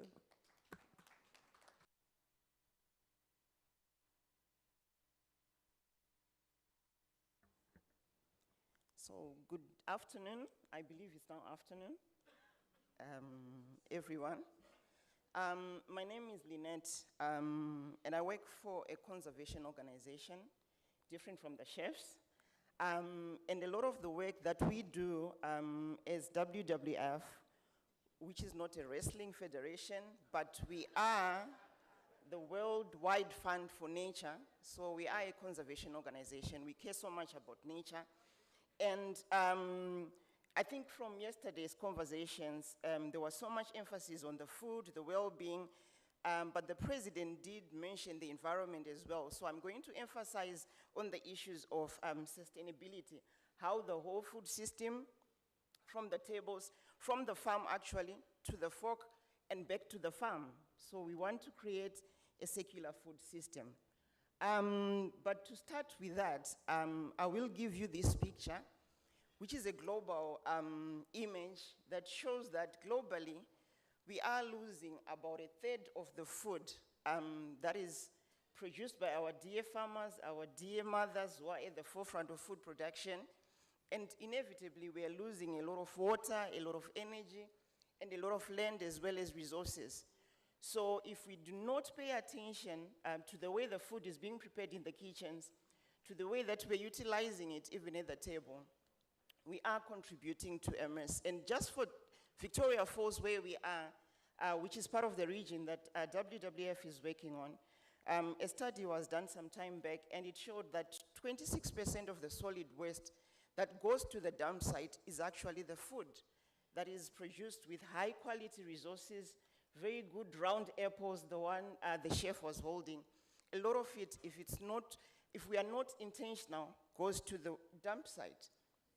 But having said that, there are initiatives already that the UN Tourism have started, and this is one of them, which will help us actually to capture some of the food that is being produced so that it doesn't go to waste, but it actually we prevent the losses in the kitchen. We also try to divert it from the dump site, which is part of what I'm going to talk about in the initiative that we are going to do. And there's also need to redistribute. Yesterday, I think Zulu did present on how they are giving some of the food away and also giving it to the pigs. So this is a roadmap. I'll invite all of you to look into this because it provides the guidance, it provides the framework on how we can actually start to reduce the 1/3 that we are losing. And I think for Vic Falls, if we were 26% before the COVID era, I'm sure we are already going to be losing more if we don't do anything about it. So we started an initiative here in Victoria Falls with a number of hotels, Elephant Hills being one of them. And the whole idea was to try and reduce the food in the kitchen. So we have a kitchen toolkit that was produced, not here just in Zimbabwe, but it's a global tool. It was produced by our colleagues and stakeholders in the US. And this guide simply gives you a 6-week guide on how to reduce food within the kitchen when you are making preparations. I think the chef did mention that you can utilize the entire potato, and that's the whole idea. Instead of peeling it and losing a lot of part of the flesh going to the dump site, there is a way that you can do. And this guide provides some of these initiatives. But most importantly, what you find in this guide are 3 critical aspects. So it will help you to target where your biggest losses are happening within the kitchen. It will also then help you to measure, because we believe that what you can measure, you can act on it. And then ultimately, it helps you to act on it or to mitigate. So I'll move on to talk about the initiative that we are rolling out currently within the Victoria Falls. And when you are mitigating some of the losses that happens within the food system, some of them are unavoidable. So we know that maybe, for an example, when you're preparing the watermelon, there's little that you can do with the shell, for example. So that is unavoidable waste. So that unavoidable waste, instead of throwing it all away, it's good to feed it to the pigs, like what Zulu said, but you can upcycle it so that you can retain and recover as much nutrients at a higher value. So this is an insect-based technology, if you want, that has been tested, researched on locally here in Zimbabwe by Chinhoyi University of Technology. And it has been piloted in some of the areas, but it has to be context-specific because every food waste is different in terms of the quality and what it contains. So for VicFoes would want to try this. What is important with this system is that you take all the food waste, take it through the insect technology. In this case, we are making reference to the black soldier fly. So the black soldier fly will produce the larva. The larva is what then processes or acts on the food waste. And it only takes 2 weeks, which is different from when you throw it into the compost. It will take you don't even count, because it will take you quite a big time before you recover the manure. But within 2 weeks, using the insect-based technology, you will be able to get the larva that you can bring back to the table or as feed, and also the frass, which is the organic manure. So this is one technology that we want to test and try within Victoria Falls. Having said that, we have already started setting up a prototype. We wanted to prove that the concept works. So we engaged stakeholders, private sector actors. So there is a prototype that we have put in place. And what the prototype has is, it's collecting already waste from the hotel kitchens, the restaurants that are within Victoria Falls, and take the leftovers. And I hope we will be responsible in this conference. Since it's a buffet, there are high chances that we eat with our eyes, but we don't consume everything in our plates. So our aim is to make sure that we consume as much. But however, those leftovers are all being collected and taken to the site where we are doing this, which is called the farm. And then during production, currently we have the larva coming from Chinhoyi University of Technology, and then it works on the waste that is collected from the different hotels. And after the larva has acted on the food substrate, it then produces either fresh or dried black soldier fly larva that is also then being fed, in this case, to the chickens. So the middle picture there, that's the larva that is being produced. And we all know that chickens love the larva, or worms, or maggots, whichever way you want to call it. And then on the last picture there, you have the chickens underneath the dried larva. So these are some of the products, but these are not only the products that you can get. And of course, the remaining residue becomes your organic manure, which is also very valuable in terms of enriching soil fertility. So in this model, we are promoting a closed loop system that takes food from the farm, like I said at the beginning, to the table and back to the farm.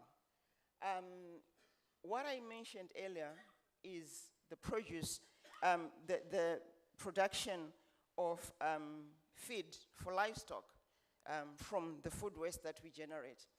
But equally, it can get to our table, which means we can consume again the food, but in a different form altogether, in the form of insects. I think Zimbabwe, we do have a lot of edible insects.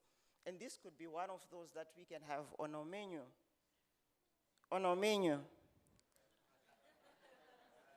So what you have there is a salad with the larva. You can call it larva so that it doesn't sound disgusting, eh? Or maggots if you are brave enough. But it's already being consumed. This is not something we are testing in Zimbabwe only, but we have a lot of it already being consumed in South Africa, Asia, and a lot of other countries are already producing the insects. So instead of waiting for nature to generate the insects for us, we can actually propagate this, and it's possible. And I think Chinhoyi University has proved that to us. And what you have there is a smooth that has been done using the larvae as well. So chefs, you can also add the insects on your menus. And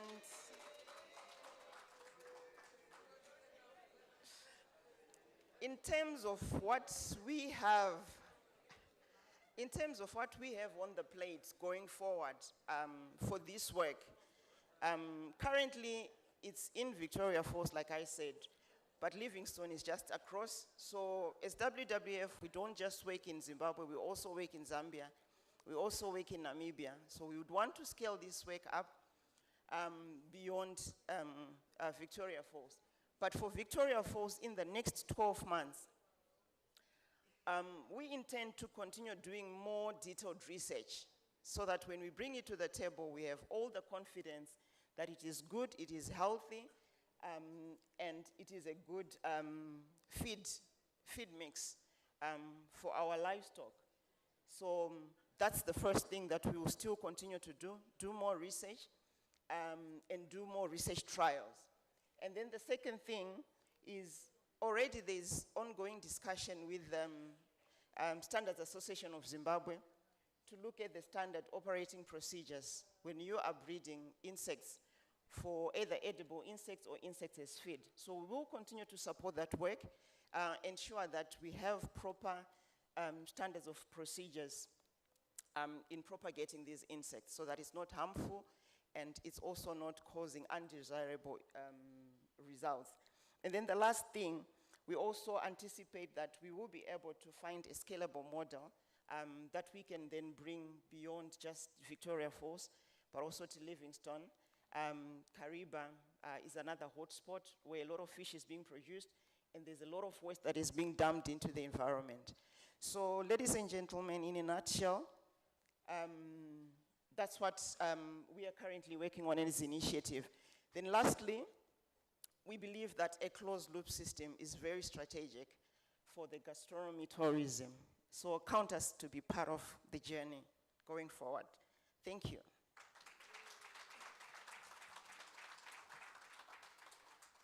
Thank you very much, Lynette.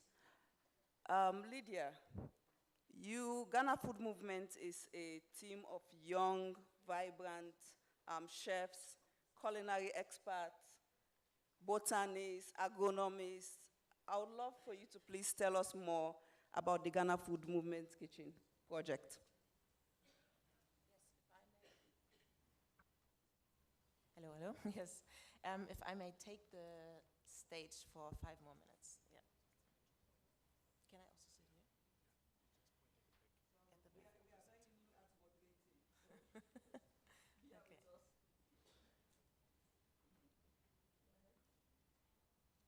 So yeah, I wanted to pull up the presentation one more time, but yeah, I wanted to briefly touch upon the kitchen that we're currently building in the heart of Accra, which is a food education hub, where we are really breeding the future generation of food change makers. And the kitchen is a place where we are having a fully equipped kitchen, a co-working space, and a research lab. And people can innovate with local ingredients.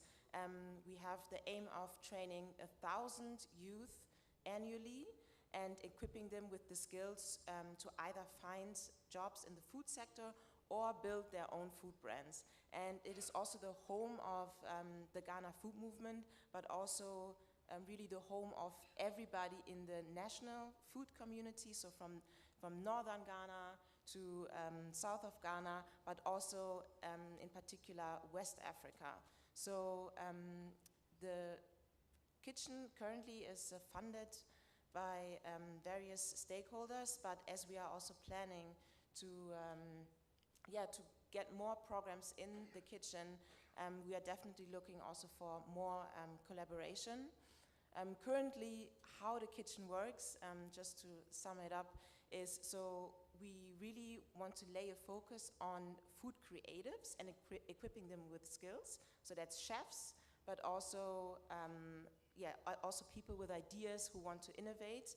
And then these are funded with the money that comes in from food experiences. And these were the food experiences that I mentioned earlier, like our Dine and Dance, our food safaris, Movers Connect. So yeah, it's a full ecosystem, and I invite everybody to be part of this exciting product, the kitchen. That sounds amazing. My question to you is, how do you encourage youth to promote more of Ghana, made in Ghana products and local ingredients? How do you encourage youths in general to use more of made in Ghana products and local ingredients? Yeah, that's a good question. I think us as a movement, first of all, I think most of us are youth, so we understand also what we want and what we need. And I think for us it's important to not only lay this like educational focus on food, so we always tap into other industries as well. Like I mentioned before, we tap into the music industry, so there will always be a musical element, there will be an artistic element. The way we also plate and the way we showcase is very youthful. Then we have, of course, we have our merchandise. We collaborate with artists. And then we have obviously our social media, where we are very active on. We do a lot of content around food, and like Adenike also said, like we really look into an ingredient and see, okay, what else can it do? And I think when you get people to really think around the corner, I don't know if you say like this in English, that's when excitement starts to kick in. That's when you really are like, wow, that's what I can do, and maybe I can actually create my own food brand around this. So yeah. That's truly inspiring. Thank you. Chef Adenike, what inspired you to co-found the Burgundy, and how has it impacted the perception of African food in Abuja? Thank you very much, Chef Binta, for that question. It started off in 2016 when I was working in a restaurant in Abu Dhabi, and a chef of mine walked up to me and he was like, oh, you seem to really love Italian cuisine, but do you know you can never be a chef de cuisine in an Italian-based restaurant? That struck a chord in me, and he further asked me, how well do you understand Nigerian gastronomy? And I went to bed that night really demoralized, because I was just promoted to a pasta section, imagine, as a commis, and finally at the top of my game on the pan, and somebody just told me, you're never gonna be the chef de cuisine. But it was being truthful. So going back to Nigeria in 2018, working as a culinary lecturer, which I still do, I saw the gap. I saw a lot of innovative restaurants spring up around me, and I saw the disassociation with embracing African gastronomy, Nigerian indigenous food. Like some of the presenters said yesterday, people think our food are arcade, so we would rather go to an Asian restaurant, an Indian restaurant, because it's more bougie, it's more classy.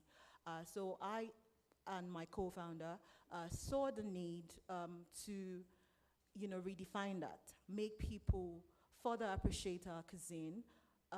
In fact, it was to invoke a movement. I sort of resonated with you when you spoke about, you're a movement, and the essence of the restaurants initially in the first 2 years we struggled. It was basically to change the narrative, and we first of all disassociated ourselves from the profitability sense of it, but to change the narration. So that was what inspired the Burgundy restaurant. Thank you. African gastronomy in Abuja, or just African dining itself? I would like to start by saying I'm on this stage today. Just yesterday became an ambassador for gastronomy tourism. I think that's a pride to Nigeria. In Abuja at the moment, we brag to say we are among the best dining experience that people can have when it comes to fine dining restaurant. And as a school, our students are seeing an example of what the perspective of African gastronomy can become, because our sister company, like I said, which is the Reddish Chronicles, is in the same compound with the restaurant. So like any conventional education system, when I studied in industrial chemistry, I had to learn on the job. But with a vocational school, you want to see the impact that you can immediately translate. So the school and the restaurant becomes a representation that not just from the profitability standpoint, but to the next generation, they are impacted. There is a representation for them. And I believe any young chef leaving the culinary school is fully inspired because they can see a representation at the Burgundy. Thank you. That's a good one. Yes. Mona, what was the most challenging yet rewarding project you've overseen in the development of Tunisia's tourism strategy? Thank you. So our challenge, it was to communicate with the new manner about Tunisia, because when we say Tunisia, we say the sun, the beach, the sand, but we would like to present a new product, so alternative offers and cultural offers. When we developed Culinary, this Culinary road on each region and around each plate, there is a story to tell. There is, you meet people when you eat. You meet people. That is our objective, is to bring people together. This year we celebrate peace and tourism. And when we are around one plate, so we exchange emotion, feeling, and around one story. The challenge is the governance of this road. The governance, how to govern this. The governance is important for the sustainability of this road. So that's why in this project we enhanced and reinforced local association in the field of tourism and in the field of kitchen, culinary, and gastronomy. 6 associations, and they signed between them a convention, cooperation. So together, this civil society will will promote this road, and will communicate differently about Tunisia and attract new categories of tourists. Thank you. That's very interesting and inspiring also. Lynette, what's the most innovative food waste upcycling idea you've come across in your work with WWF? Thank you so much for that. So I've just shared the insect-based technology, the black soldier fly. To me, I think it stands out as the most interesting one, because the impression that you get when you talk about a fly producing larvae or maggots, and that can translate into either food for people to consume again, or for feed, you always get faces. You always get people looking at you and like, a fly. But this is a different, it's not the usual fly that we know.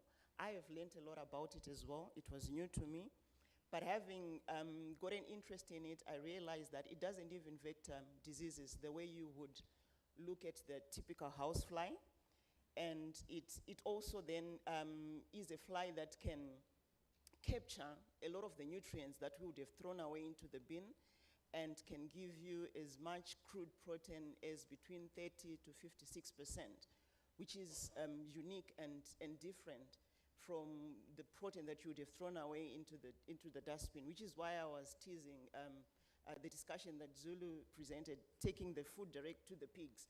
You can upcycle it, harness more value in terms of the nutrition, and then give it back to the pigs as an improved formula. So still it is a good idea to give it directly to the pigs if you don't have a solution. But for me currently, the black soldier fly is a good starting point. That's amazing. Can you tell us more about its impact on local community? So, like I indicated during the discussion, we are talking about producers, when you're looking at gastronomy, you're talking of local traditional food that is produced by our farmers locally.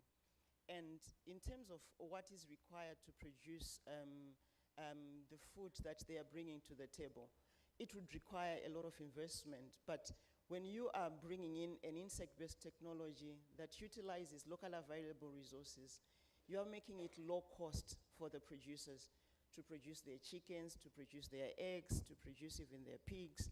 So it has a lot of low cost, and it involves them as well into the entire cycle of the food system.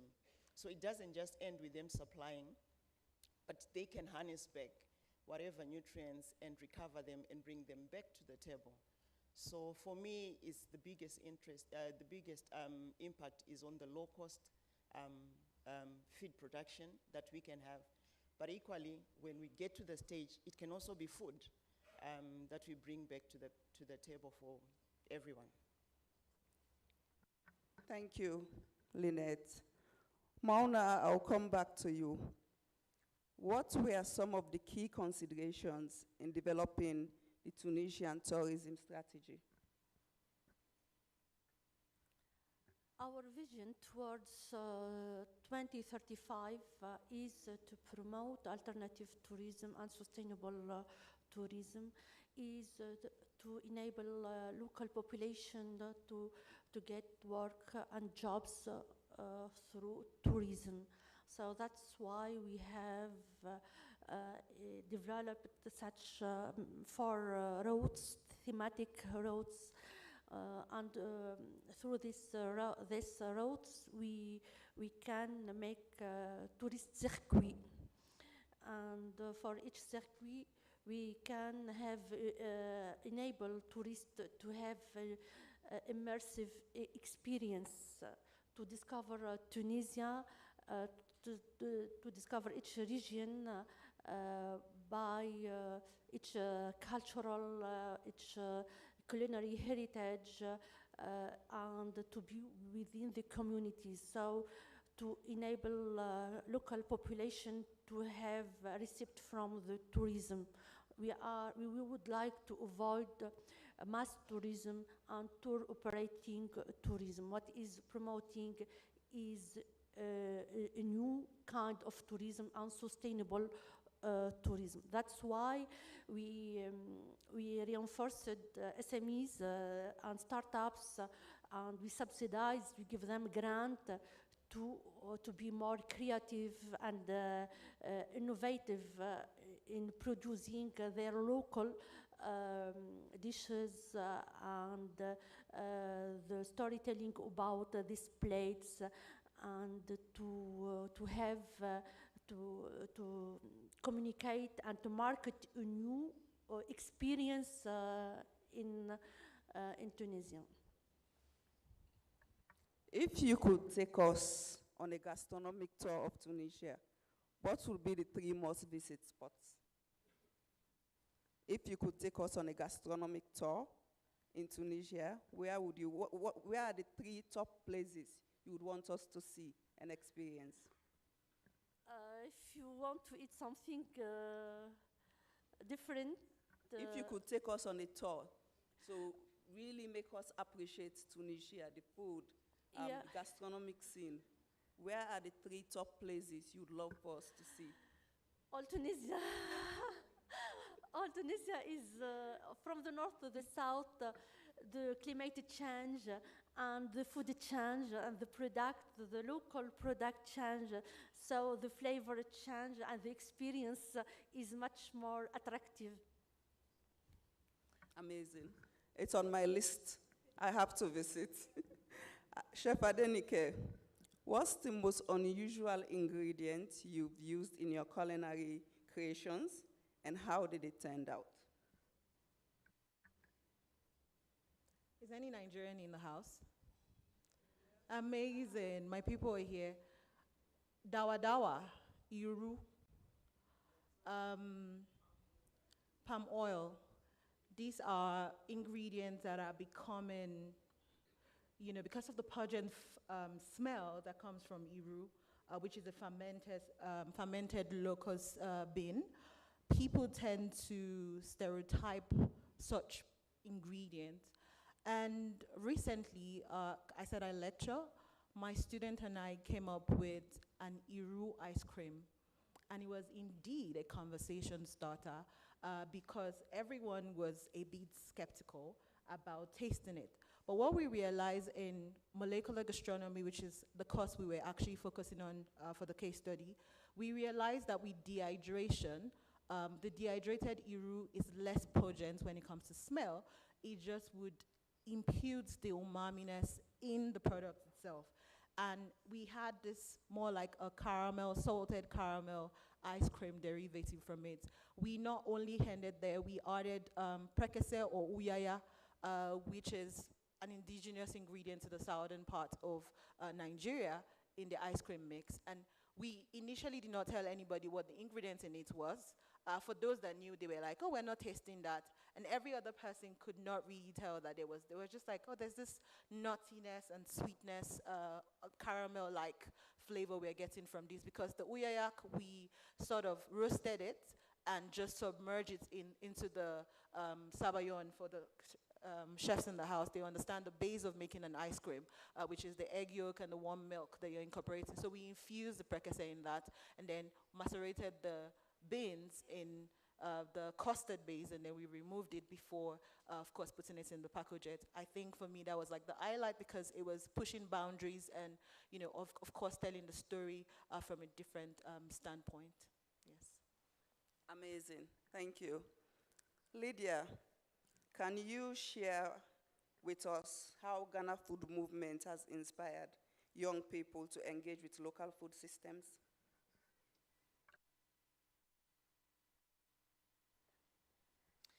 Yeah, I think Ghana Food Movement, there's a reason why I really call it a home, because in the end, we really give people, even from not like people that are not in the food industry, a place where they can practice their skill or enhance their skill, build on their skill through food.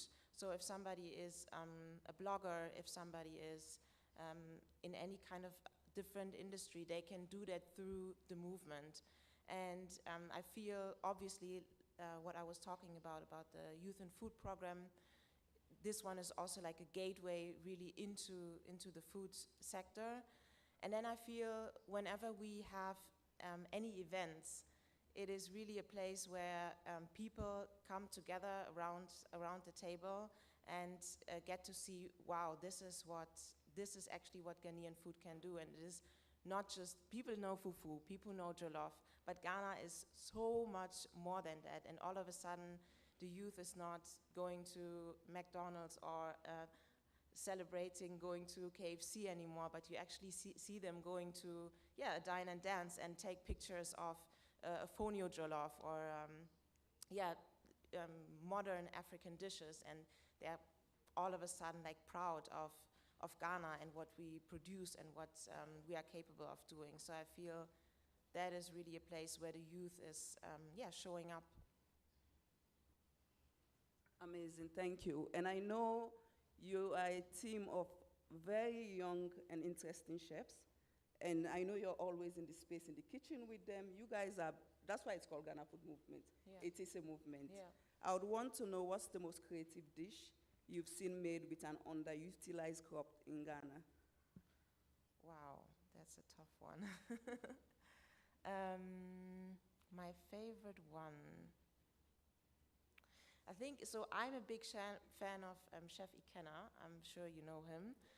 Chef Ikenna is actually from Nigeria, but based in Ghana. And he is, when it comes to any kind of dishes, he's extremely creative.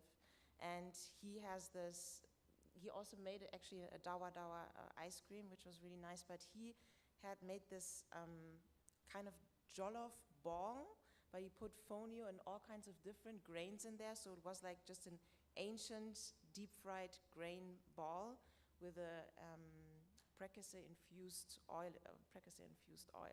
and that was, I think, my favorite because it was, deep steeped in heritage, but presented in a way that was extremely modern. Amazing, thank you.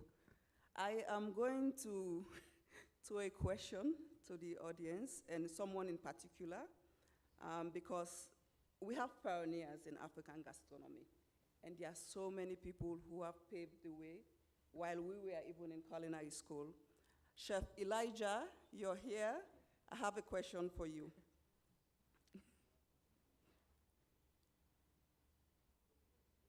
How can we all contribute to fostering a thriving and sustainable gastronomy tourism sector in Africa? Thank you very much. And it's a great opportunity to be at this conference.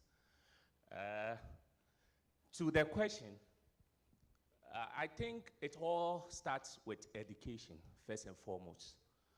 Education in the sense that when you take chefs, for example, chefs on our continent, mostly we are made to believe that chefs are people who couldn't make it to the medical schools, they couldn't make it to the judiciary to become judges, they didn't pass their exams, and that's the only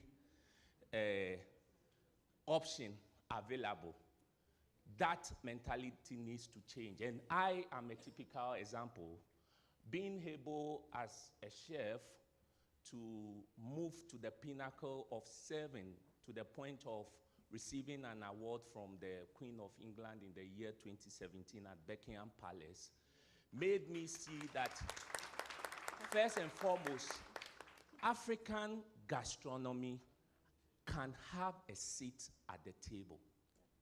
What matters is educating ourselves, taking it from the schools, and then into the world of work. Then from the world of work, definitely we need to work closely with the hospitality sectors. And then from the world of work, we can now sell it out there, both in Africa and outside of Africa. I travel a lot, and you move on the streets of Paris, you see restaurants from different countries, even Thai restaurants. But it's hard to see African restaurants. And by working together, we can be able to achieve that. And I believe this is a very important step, and we are not just going to end the conversation here. As chefs, we are taking it back to our schools, letting people, the younger generation, know that you can be a chef from childhood. Growing up, I was born as the only boy among a family of 4. My childhood ambition was to become a medical doctor. But you know what? I still became a doctor in the kitchen. How? Because I wear white. I still wear white as a chef. And I'm always proud of that everywhere I go. Thank you. One more, please, before you go. What advice would you give emerging chefs and entrepreneurs looking to make an impact through gastronomy tourism? First and foremost, we need to be passionate. If you don't have passion for this job, you will burn out.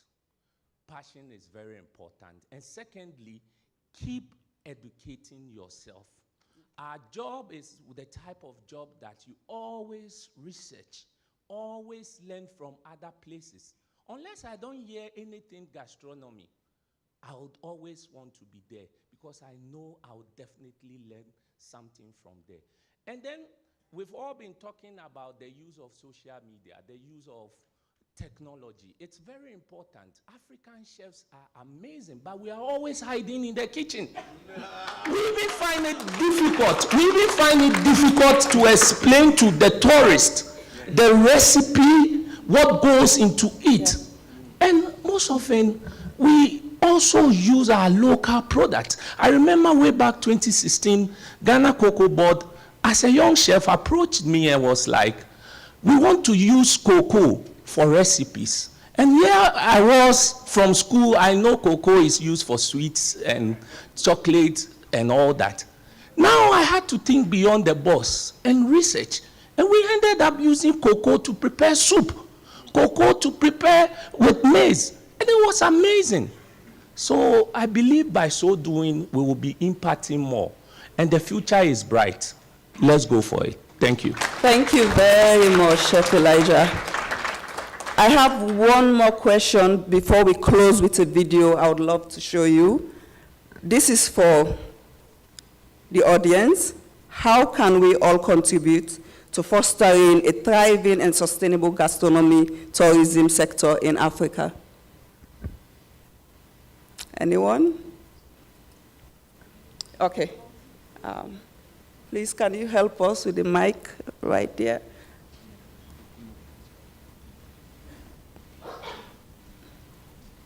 Oh, I see 3 hands up.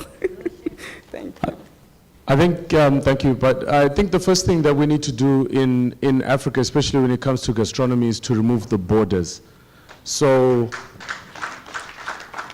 the minute that we forget that our objective as chefs is to look at the past, present, and future of food, and by knowing the past is to look at ourselves pre-colonial, and understand that Africa was the center of trade. So while we're in the idea of saying let's use locally produced produce, let's also remember the vibrant and rich trade history of food and why it moved. It was a form of survival. It wasn't a case that a country like Zimbabwe is going through a drought that we have to confine ourselves to ingredients only sourced in Zimbabwe when other countries have surplus. And grain in terms of maize is not the only thing that we can trade, especially in times of drought. And I appreciated the presentation made yesterday that the chefs need to be somewhere in the equation of leading the discussion on food, because we tie the dots together. So we've got farmers who are producing food. We've got restaurants who don't understand at the moment. I'll give an example of Zimbabwe. We hardly have any chef-run restaurants. Chefs are employed. They don't run in partnership with investors. And that has created a very big disconnect in here. Once we remove the borders, I think that's the most important thing. Environmentalists have made it easy for an elephant to travel from Botswana going through to Mozambique. We've done everything legally to do that, yet our payment platforms don't exist because of borders. Our flights don't exist because of borders. Right now, it's almost impossible to travel around Africa. If I wanted to go and visit another country to experience their food, it's much cheaper for me to go to Europe to go and experience European cuisine than it would be to experience African cuisine.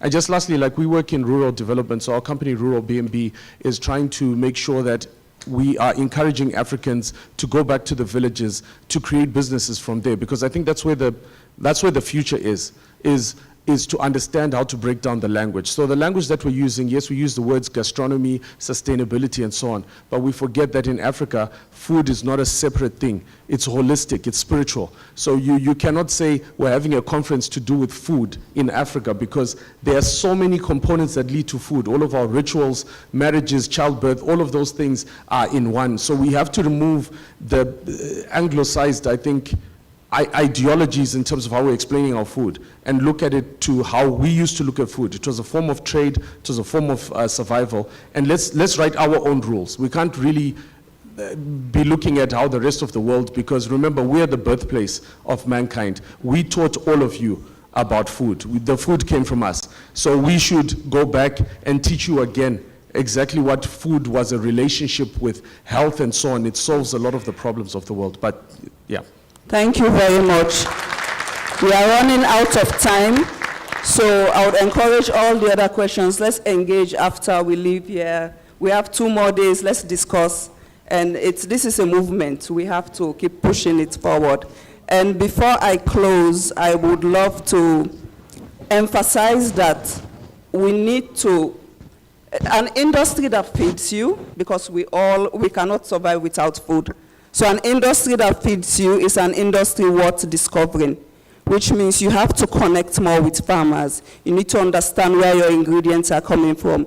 It's very important. I feel like most times we leave the farmers behind, and we take on the credit for all the hard work. But if a farmer doesn't sweat, or toil so hard to put that seed on the ground, there is no way we'll have food on our table. So to close, I'll share with you a project I am championing in Ghana, and it's something also I know Ghana Food Movement is playing a huge role on in terms of promoting local ingredients and encouraging people, especially young people, to incorporate more into their day-to-day life. So thank you.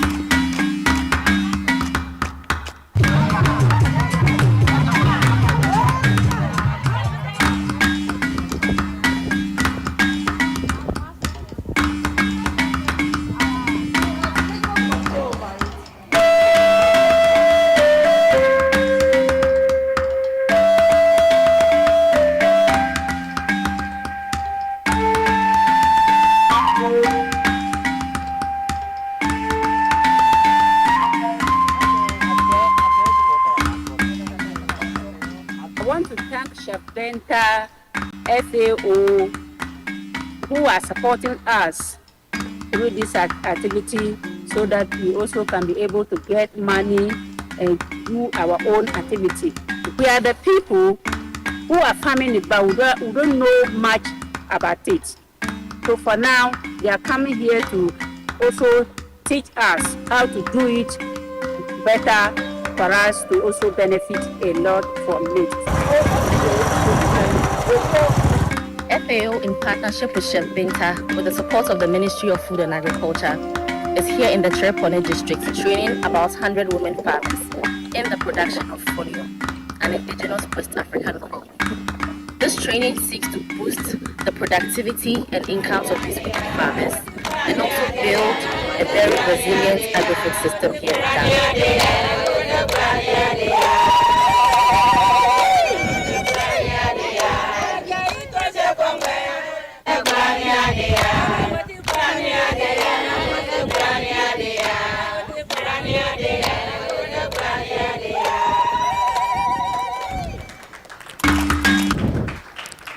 Thank you very much, ladies and gentlemen. We are going to close now, and I would love to thank my esteemed panelists. And I think one takeaway I would want us to leave here with is let's collaborate more, especially as Africans. Let's tap into other initiatives that are already doing the work. So then it lifts that, heavy weight from you. And you just plug in. We should just plug in into each other's initiatives, projects, and movements. Thank you very much, and have a wonderful day. A big round of applause again. Let's give them a big round of applause.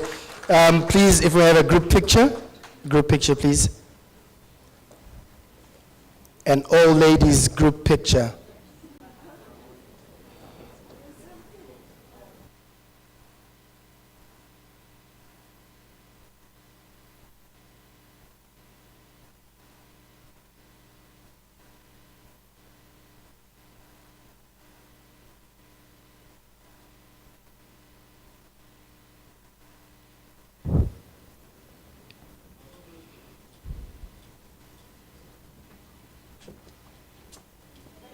Sorry, just wait.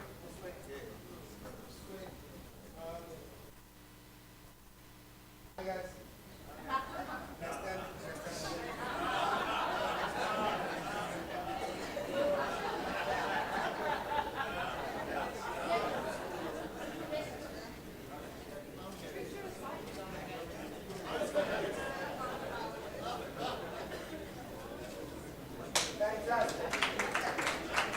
All right, so just stay. The last picture, if you're a chef, from wherever you're from, and you're a chef, please come for a group chef's picture. All the chefs in the room. Come guys, and I'm going to call you at the end. Just wait. All the chefs. That one have to be doctors.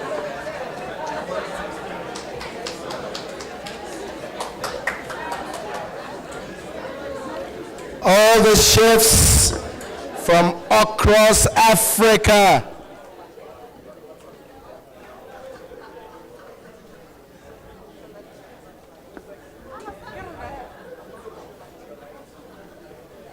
Stanley, unaweza songeka last kabela boy.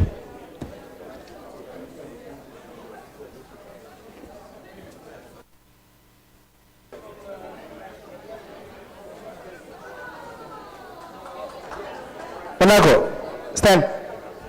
All right. Management, Dawit. Mutare Polytechnic. Your chefs, fantastic junior chefs. Wagona.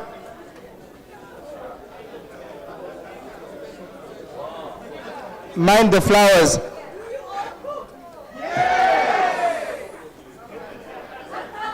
Kasimu Zawagawana. All right, there we go. Okay, guys, smile. Stomachs in.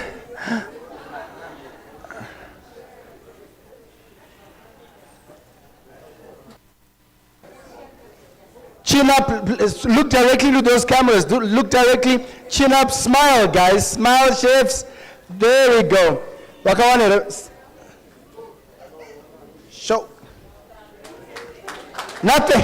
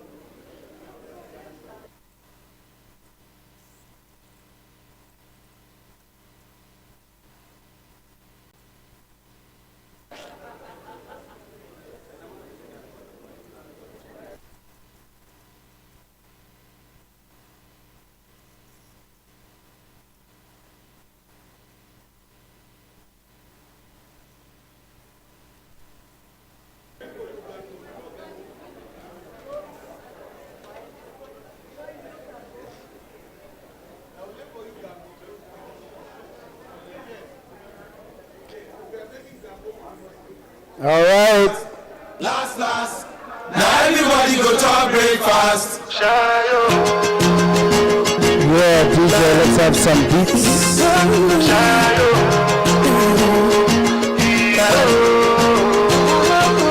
You go power for the result. Nothing to discuss. Cause I'm people by default. I'm without any doubt. I'm a me happy adult. I no go feed the guys up. I'm a mind that's you talk. I put my life into my job and I know I'm in trouble. She manipulate my love. I know holy and I know that devil. Like the Baba Frado. My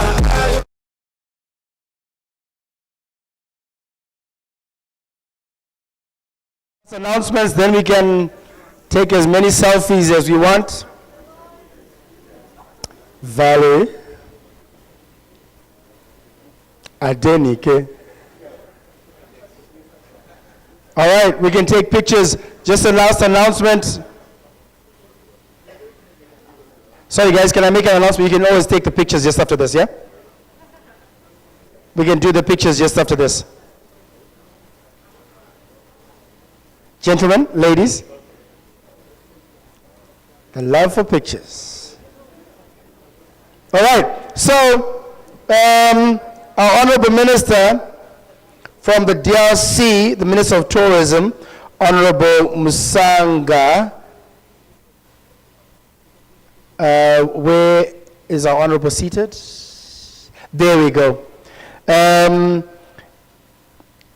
DRC has got a food stand set out by the swimming pool outside, and they're inviting us to come over and have a taste of their food. Yeah? So we're going to lunch. I would just go straight there. If it's enough to feed lunch, or is it little tasters. But we're going to go to lunch now. But the Honorable Minister has said, please come down. Whatever you've done when you're done eating, please go down by the swimming pool area, visit the stand, visit the food. Same way we did Tunisia with Chef Munir. Let's get to sample other foods and have a conversation around the different foods across Africa. Okay, so we're going to lunch now. And as you head out, again, there's a desk. Tomorrow is a free day. There's so many things you can do, right from 7 a.m. Visiting the Victoria Falls. There is some of the announcements, we'll make them in the closing ceremony, but please just make sure that you register for whatever you want to do tomorrow, whether you want to go to the rainforest or any other activity, because so many activities in Victoria Falls, from bungee jumping to abseiling the Victoria Falls, which is really, really exciting. So there's so much that we can do. Whatever you do, make sure you do some activity, even if it means just walking through the city, just do some activity. All right. That's pretty much with regards to announcements. I'll announce later for tonight's activity, which is really drum-beating, exciting, literal drum-beating, exciting night that we're going to have later on tonight. But we go for lunch. It's 1 o'clock. We are back here at 2:30. 1 o'clock, 2:30. Yeah, 2:30, we're back here. Please be here. 20 past, we're all seated so that we start on time. All right? Let's keep time because time waits for nobody. And that's the announcement that I have. Dinner excursions registration. Extended stay delegates. I heard Chef Binta says we have 2 more days. I think she was talking about the 2 more extended stay delegates. Please register. Lunch board excursion. The rest I will announce later. Otherwise, bon appetit. Please enjoy lunch. Thank you. Please make sure you visit the swimming pool for the DRC stand so that we support and then we enjoy that as well. Thank you. See you at 20 past 2. 20 past 2, we are seated.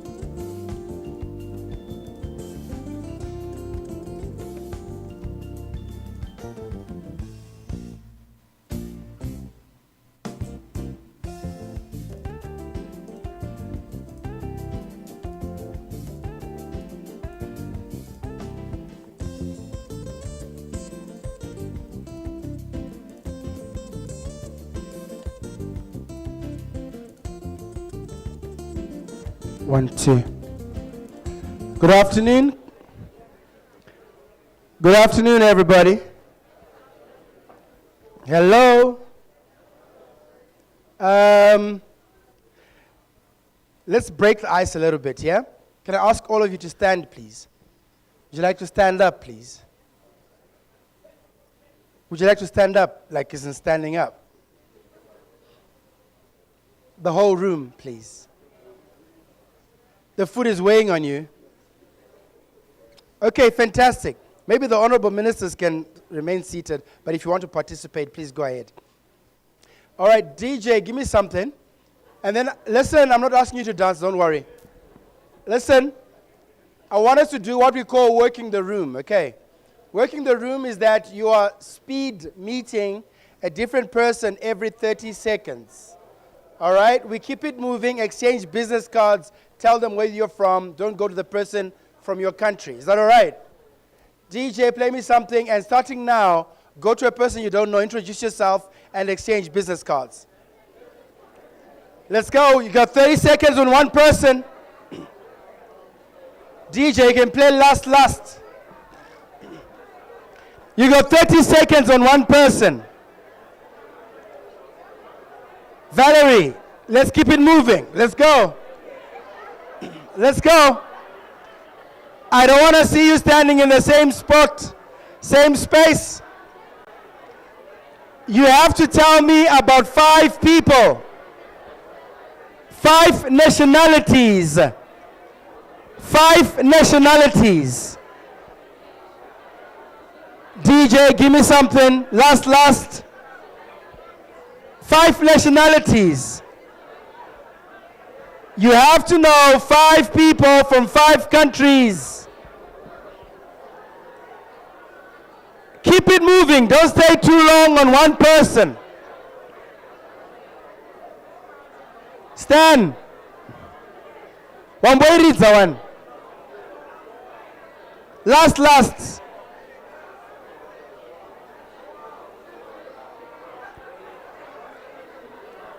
Keep it moving, sir. Who are you talking to? Who are you talking to?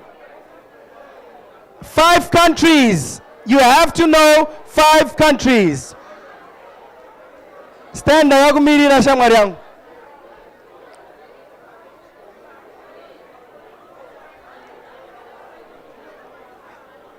The PS Minister of Tourism is right here. Who wants his contact?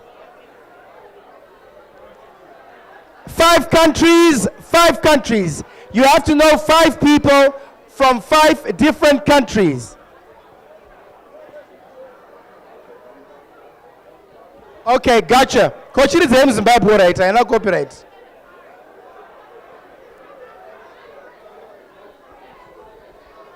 Coach Zedu.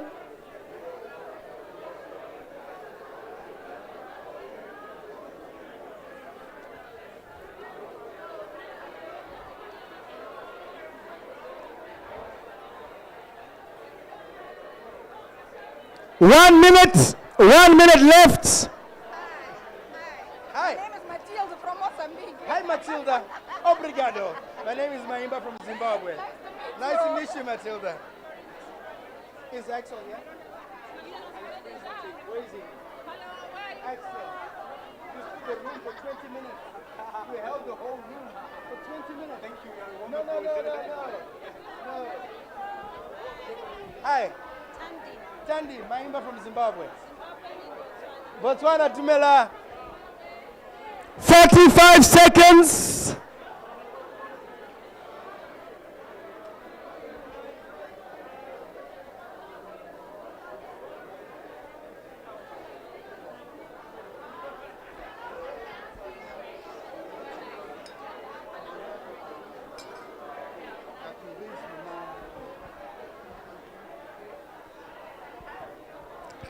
Ten, 9, 8, 7, 6, 5, 4, 3, 2.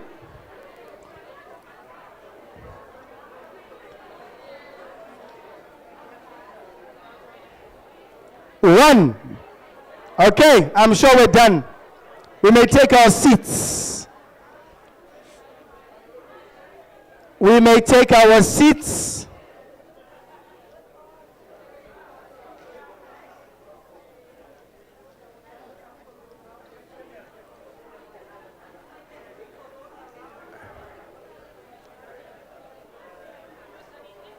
We may take our seats.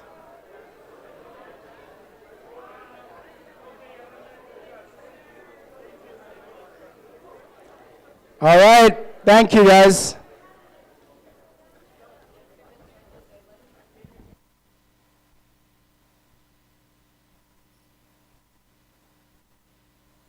All right, thank you. Thank you very much. Thank you very much. Hello, sir. Hi. Where are you from? I'm from Morocco. You're from Morocco. Please stand. Yes. Tell me the 5 people that you met. Nigeria. Hold up, guys. Listen up. Listen up. Listen up, everybody. Yes. Nigeria. Nigeria. Yes. Zimbabwe. Nigeria, what was the person's name? Minister of Tourism. Minister of Tourism, Nigeria, yes? Yes. Zimbabwe? Zimbabwe, you have here the business cards. Uh-huh. So, 3 people from Zimbabwe. You met 3 people from Zimbabwe. Well done. Well done. Well done. Hello, sir. How are you? I'm fine. How many people did you meet? I met about 1, 2, 3, 4. The others are on the phone. Yeah, what are their names? Oh, their names, let me check. Did you meet or you just exchanged business cards? Exchanged business cards. I had to rush with time, man. All right, guys, let's do this. Let's move on to our next segment. Our next segment. All right. Unlocking potential. Unlocking potential, building talent for gastronomy tourism. And this will be presented by the co-founder of Chefs in Africa and coordinator Les Cuisines. This bit here, it's French, obviously. How do I pronounce this? Anyway, his name is Axel. Let's clap hands for Axel, everybody.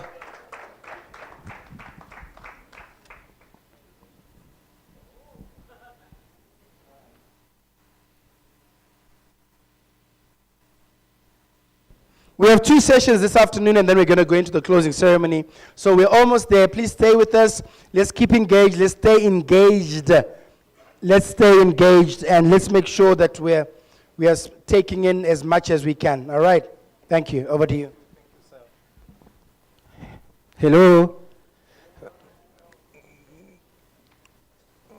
Good afternoon, everyone.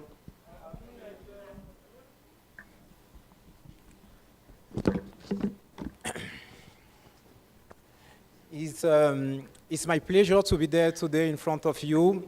Dear Mr. and Mrs., I'm really, it's an honor for me to be there. This tribune from UN Tourism in Zimbabwe is truly an honor for us as Chefs in Africa. My name is Axel. I am a co-founder of Chefs in Africa, coordinator of Les Cuisines Africaines.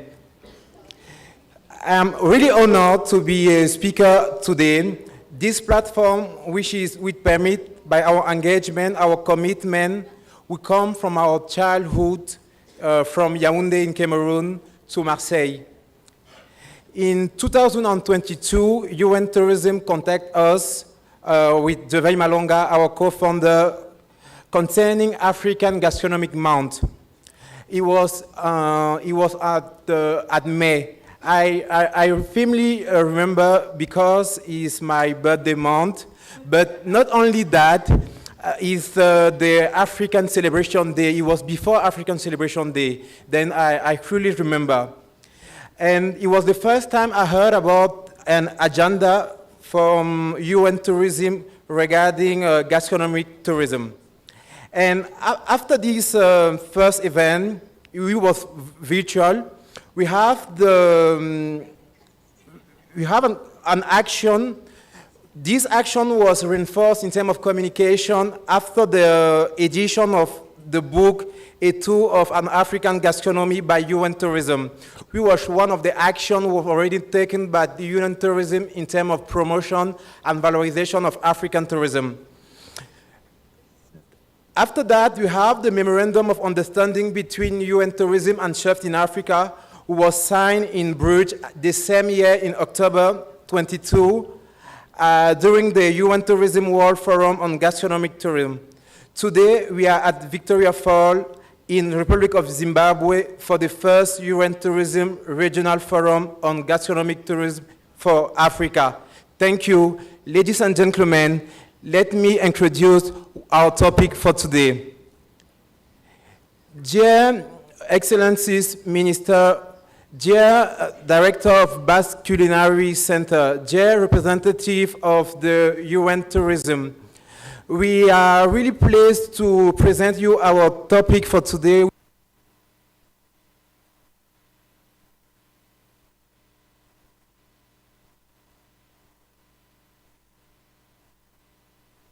Which is related to the talent.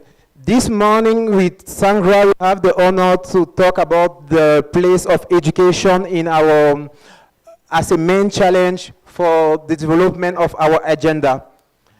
When we talk about unlocking potential, building talent for gastronomic tourism, what's the meaning of talent?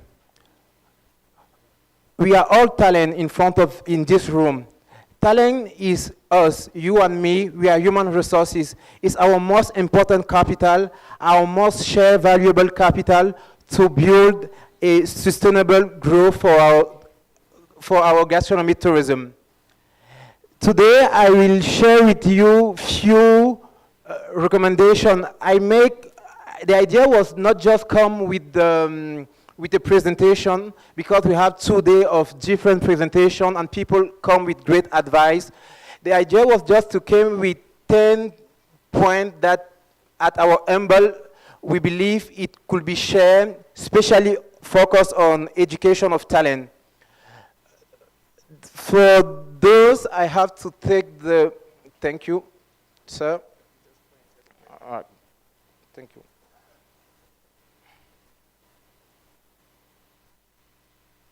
Then those 10 propositions will come in 3 different families. The first one will be about inspire. When I'm talking about inspire, I'm looking for young people. As us, we believe that we have opportunities on gastronomy, tourism, jobs. A lot of us talk about the lack of jobs for our youth in Africa as a main challenge. But at the same time, we heard yesterday about the powerfulness tourism have the power to bring jobs, especially for youth and women. The first thing we recommend is really to support the development of role models in different professions, so that young people can identify themselves with and project themselves into the future. The idea is when we are young, born in Africa or all around the world, we think that when you want to do a job, you want to be a doctor, a lawyer, sometimes an engineer. We want to be a cook. We want to be at the service of other people. We parents want other people to be at this level. It's our idea of shaping the mind of our people, the idea of we could dream to be a chef because we have not just the reputation as we saw now with the chef well-renowned, but with a social commitment, with a global engagement. Our work is valuable as a chef, as a bartender, as a waiter. Whatever you do, wherever you are, you just have to do it well. That's why I'm talking as a message. After this first point, I set up with the second point, which is set up online and offline campaign to raise awareness on gastronomy tourism profession. We believe if we have a clear vision on, in terms of strategy of which kind of job creation we want on the gastronomy tourism ecosystem, we have to promote those jobs, which really opportunities are connected to this job and how people could project themselves for this job. It goes with digital, it goes also in terms of national campaign, awareness on the powerfulness our job could be in gastronomy tourism. I shared with you a few images to also present how we could diffuse this message by digital content. The third point is to create competition. A lot of us talking about during our day, competition, award, or other initiative to stimulate the motivation of the profession and the connection for the player. We have, for example, the best apprentices who are connected to, who are the best in terms of trainer.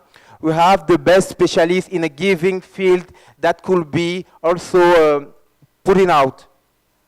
After this inspire session, I'm come with an impulse idea. The idea of impulse is really connected to our regulation. First of all, we talk about the strictness of the legal framework, the protection of talent. It could be employees, it could be self-employees, or it could be contractor. It's the idea of protect from the top to the bottom line. When we talk about tourism and gastronomy tourism, we need to talk about the environment. How do we create rules that secure us? Yesterday, some people talk about wage, salary, some people talk about hours of work. All those stuff go with the regulation. Then we need to take in account those recommendations in order to have an environment which is quite propice to develop this gastronomy tourism ecosystem. After that, we come with the idea of update training curricula. This point for us represents a crucial point because few months ago, during it was in March, it was in Marseille. We was with a lot of people in this room, Mouni Arem, Fatmata Binta, even Adenike. We was in Marseille for the first edition of Les Rencontres des Cuisines Africaines. This was built with, in partnership with Les Grandes Tables and Chefs in Africa with the support of French Development Agency and Marseille City Council. The idea of this meeting was to show off how food could be powerful, but also how African gastronomy is really growing. With this idea, we come up with Les Rencontres des Cuisines Africaines. Several people are connected and they have 8 table round. During all the table round, 4 topics was popping up. The first one, Moni mentioning this morning, is about collect and codification. The second one was about education and training. The third one was how we could create a secure environment in terms of preservation and alimentary safety. And the fourth one was event and communication to build this gastronomy tourism ecosystem. But the second one, education, was connected to a major point, was creation of job. The title was Education and Job Creation, because for us it's really connected. During this point, the education popping out as today, this morning, as education and communication goes together. This morning during the sharing is caring session, we see how education and communication was at the same level. These go together for us, how we communicate and how we educate. It doesn't wind beside. And the part of education, one point come as a recommendation from a chef from Sao Tome and Principe. The name is Juan Carlos Silva. He advised us and he firmly believed that if we create a common agenda in terms of training curricula, how we call it in French, référentiel de formation, are built it, especially for Africa. They are built from Africa, with Africa, for our environment, is the question we have to put it out. And also, a lot of people tell us that the curricula which are based now on several countries in Africa are not really connected to the job market, but are not also connected to the reality in terms of practice in the company. How we create a training curricula that could mix all together. We propose to reflect, maybe a committee, other committee could pop it out after this meeting to reflect between the African Ministry of Education and Professional Training, Ministry of Tourism as a synergy, and all the ministries could be engaged. You could have a committee of local experts and institutional partners such as the African Union, UN Tourism, and other technical partners such as the Basque Culinary Center who are really engaged on this type of topic. We heard about the movement and the ambition of this academy in Zimbabwe, and I hope this point of referential could be one of the major points at the beginning of the process. After that, we go to the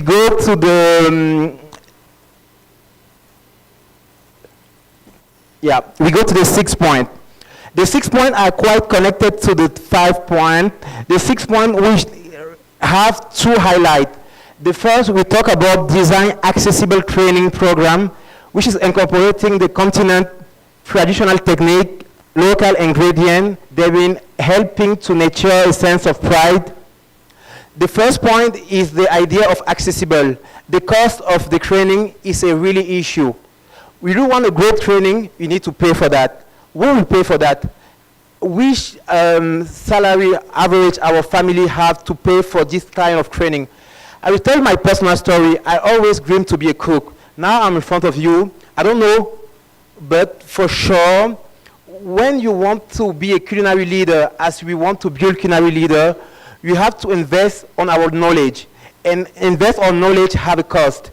How we create a system that are more equitable for our people in terms of cost, and also will give them a sense of prideness because they are connected to their reality. That's why we talk about the factor of traditional technique and local ingredient, which is part of the building on this training curricula. How do we integrate it, and how this sense of pride could impulse and dynamic to bring talent to those sector of activity and say that, okay, that look at me. It's not only people at the television, it's not only people that doesn't look at me, or even it's good, but it's for the rest of people, doesn't for me. It's for all of us, and we have to build the condition that make it possible. The idea is to salvaguard our intangible heritage while meeting international standard of quality. A lot of people talking about quality, hygiene, and all those stuff. But every time is still a point. Everywhere in the world is a point. The point of how do we put norms, quality, standard, in order to be safe for ourselves and for other people with us. When we talk about gastronomy tourism, a lot of people talk about international visitor, which is great, but sometimes we forgot about our local.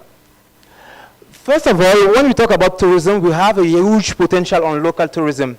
Even in the same country, when you come from Harare to Victoria Falls, it's a tourism.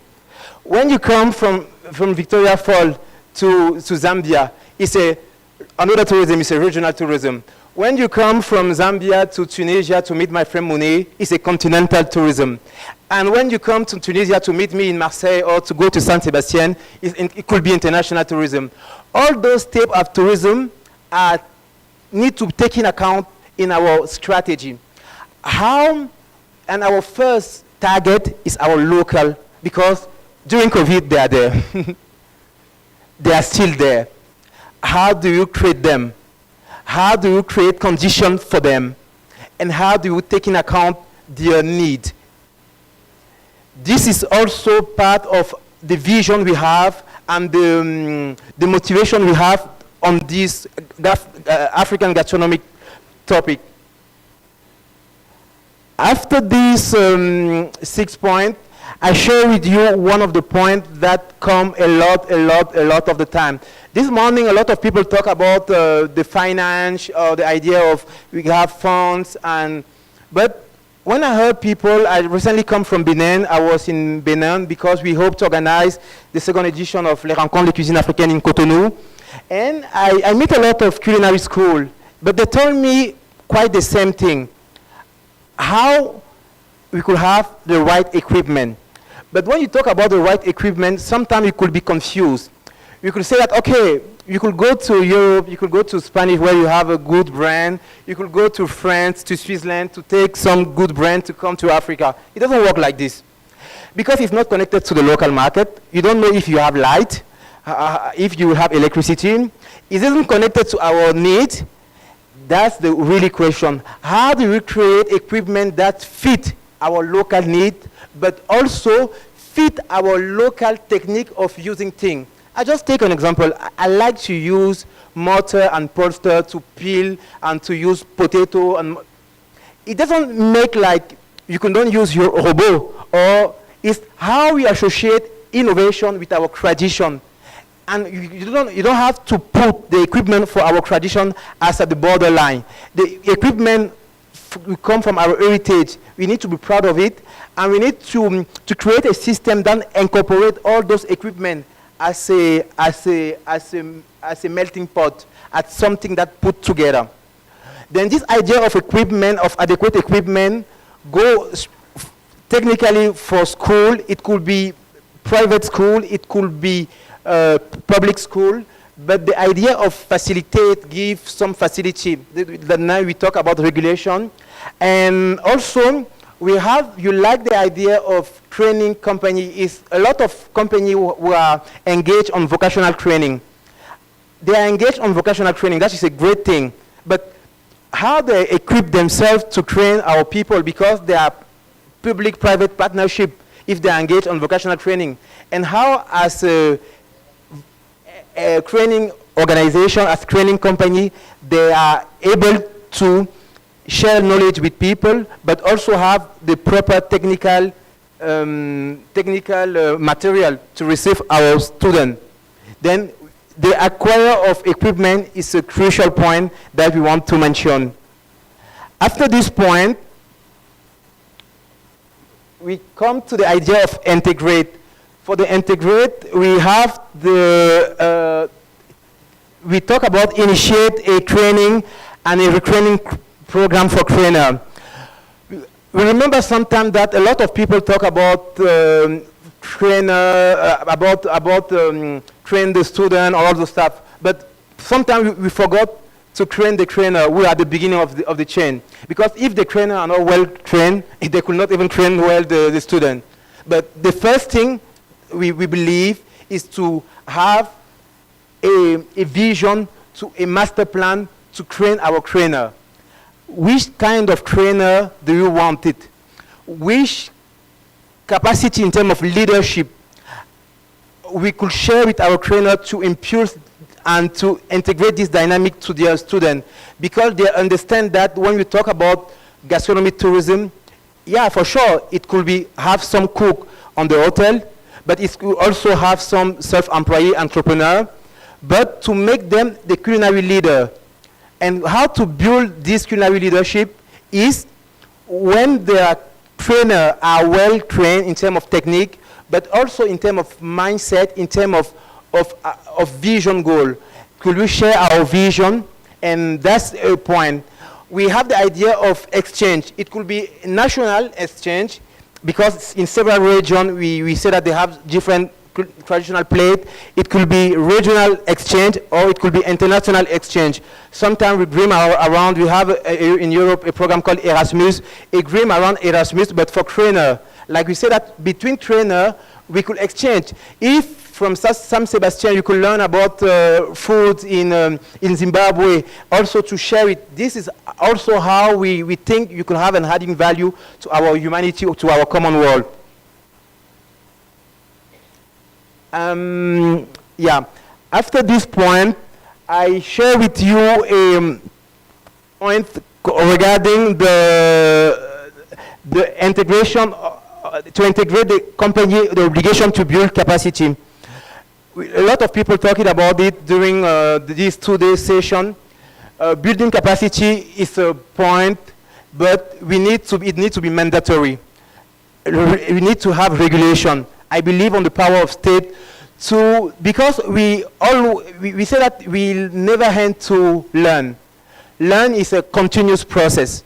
And if we integrate it as a way of doing, as a way of thinking, it could be much more easier for us.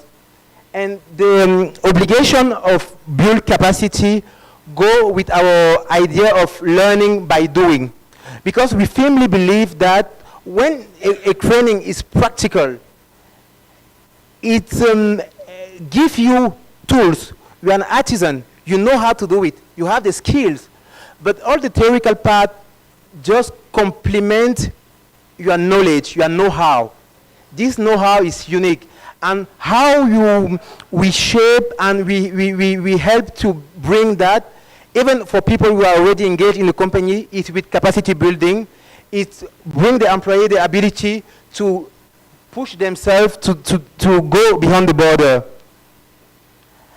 And I share with you a quote of my co-founder, Jovay Malonga, who like to say that education of talent is at the heart of gastronomic tourism sustainable growth. And I firmly believe that he built in Rwanda an ecosystem called the Culinary Innovation Village. That was the idea of bringing talent from scratch, I could say, and putting them higher at the top of the gastronomy. And this idea is tangible, but to make it, we need one thing more, is to have a structure, to structure the vocational training. Because we believe that a lot of private companies are also part of the training ecosystem. But how do you structure those companies?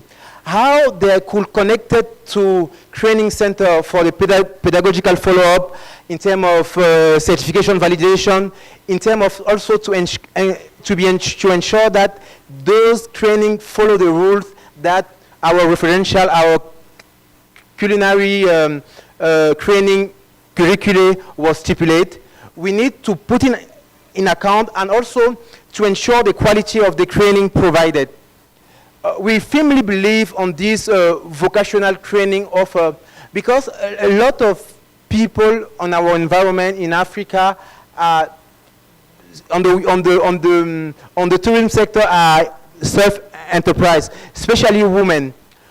But they have this knowledge. Sometimes they could take another young woman from the urban city or the rural area. They learn her how to cook a special dish.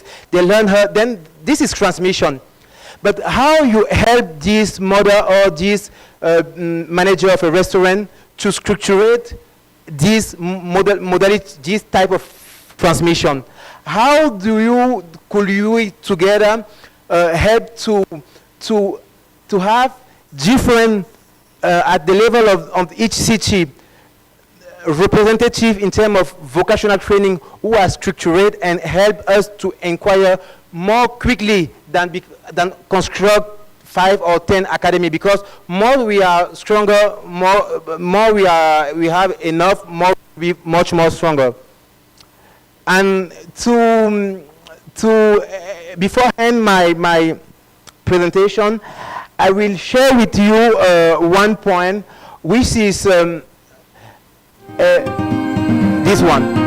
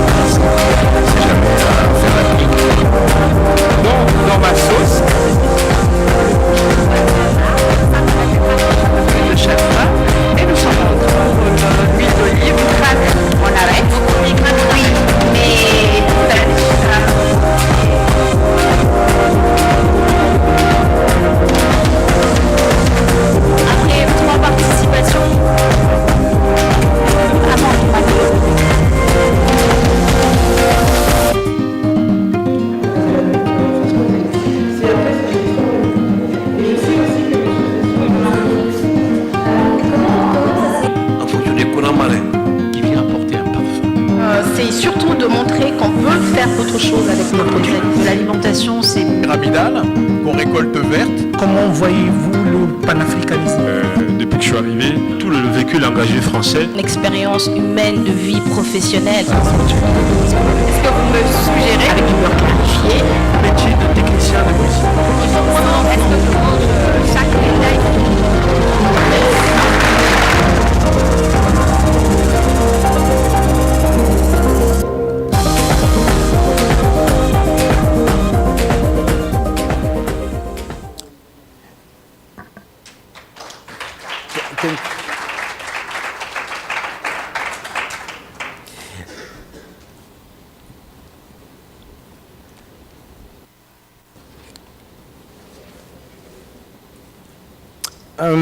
Thank you. Before I will stop my presentation, I would like to share with you this video, especially because we talk about how education and communication goes together, and how chef could play the role model, could be a champion of storytelling, and to tell our narrative. We firmly believe that our nation in Africa have a huge potential, but we all of us in this room talk about those potential. Sometimes as a young African kid, I am quite tired to hear about our potential. I think we need action.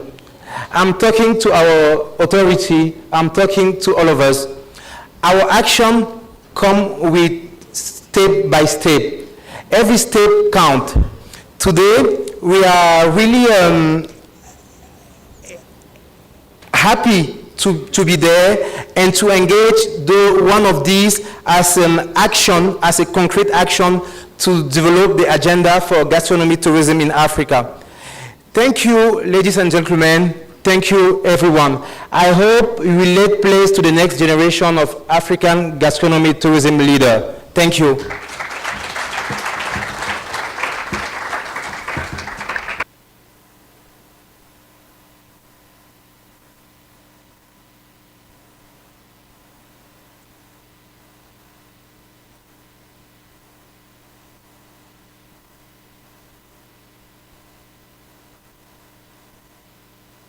Another big round of applause, ladies and gentlemen. Thank you, Axel. You've given a clear insight on the main challenges and opportunities that we all have to attract and retain talent in gastronomy tourism, which will help create stronger positioning for African gastronomy. Thank you so much for that presentation. And as we get closer to the end, it's clear that we need joint collaborations, working together to make sure that everything that we've been discussing is a success. And like Axel, in Axel's words, we need action. Stop on the talking and get to actually get it done as Africa. Okay. Sessions from yesterday and today have really helped us create a new mindset that we can come together and work together, and with a set of pillars that could support the development of an agenda for gastronomy and tourism in Africa, making it a driver of sustainability and inclusion, which is really, really important. So allow me to, before we get to the closing ceremony, this is the final session before the closing ceremony, I'd like to invite back on stage, if it was a journalist, African journalist, they would say, by popular demand, I invite back on stage Ms. Sandra Cavao, Director of Market Intelligence, Policies and Competitiveness at UN Tourism. Please, a warm round of applause, ladies and gentlemen. No. I'm not that sure about the popular demand there, but yes, thank you. Thank you very much. This last session is, I would say, more food for thought than anything else. We wanted to capture some of the ideas that emerged during this 2 days of discussion, and at the same time get some inspiration for ourselves as we try to build an agenda for gastronomy tourism for Africa. My colleague, the director of the Regional Department for Africa will surely mention, but we have a tourism agenda that was built in agreement with all our member states in Africa, and gastronomy is one of the pillars of that agenda. So this event has also been instrumental for us to understand where do we go from here, no? And those, as Axel was saying, very rightful, a lot of ideas, we need action now. We've picked up some ideas, and now we take it back as a homework to transform those ideas into actionable initiatives. So my role now is to share some of those ideas with you very briefly. I think one of the first things that came out, and many of the participants mention it, is that there's a work to be done in each of the countries of doing an inventory and a classification of the recipes, the ingredients, and the know-how, because that knowledge is often dispersed in villages, in individuals, in communities, and it is important to start there. The second point that came out very interestingly as well, and I think coming to some of the values that we mentioned of gastronomy in Africa, which is the identity, is really looking into what is unique, what's not to be found in other places. And Chef Munir mentioned it, how to recover and value African grains such as millet, and really make people aware of it as something which is common to Africa as a region. Third point is about building the ecosystem. Josemari mentioned it, the coordination among the stakeholders, public-private partnerships, and really specifically from a tourism perspective, if a national tourism administration is interested in taking this agenda forward, to map those stakeholders in the country and say, who can I work with, or who should be here sitting on the table with me, and how can we build that agenda together. Another point is, and I think this is very, very pertinent, and it came from one of the discussions, was about how to work more with the diaspora, because the diaspora is present all around the world and can be a great ambassador of African food, how to empower them, how to come together and organize initiatives with them. Another point, and I thought it was very interesting because it did come out very strongly when we talked about education, when we talked about communication, is about the change in mindset. Increasing the value of local gastronomy comes with building pride, and someone was saying that you often would find that people in their own countries would not value their gastronomy. And I think we've seen in many destinations, this is where you start. And for Axel's point, international tourism is almost at the end of the value chain. No, first you have the locals, then you have your own domestic tourists that travel within your country, then you have your regional tourists within the region, and then you'll have the people coming from outside the region. The other important point was obviously about recovering tradition, but at the same time ensuring we take a step forward. How do we combine innovation, quality? How do we bring those two elements into the tradition? Because we're talking about elevating food and elevating a food experience, so how can we do that? And another point that came out also in terms of the collaboration was the importance of benchmarking between countries, regional cooperation, and I think here there's a very good opportunity with the regional bodies in Africa, and the idea of creating, there you go, a very actionable initiative, an African Gastronomy Federation. So for those who are here and can be leading that, I think there you go. The seed always starts with a very small piece, so I hope that this can be a seed of something that will grow from Victoria Falls to Africa. Also, We've talked about improving communication and image, and for that we need to create content that is relevant. We need to use more social media, and I must congratulate Axel and Chefs in Africa, because I think they do an amazing work really in terms of communication and putting out there what is African gastronomy. Finally, and I think we cannot reinforce this more, skills, training, education, adjusting curricula to the needs. Axel mentioned it, training the trainers, but very much putting culinary arts also in the schools from very early ages, so that the children can actually value the food. I just came from our regional forum in Asia Pacific, which was held in Cebu in the Philippines.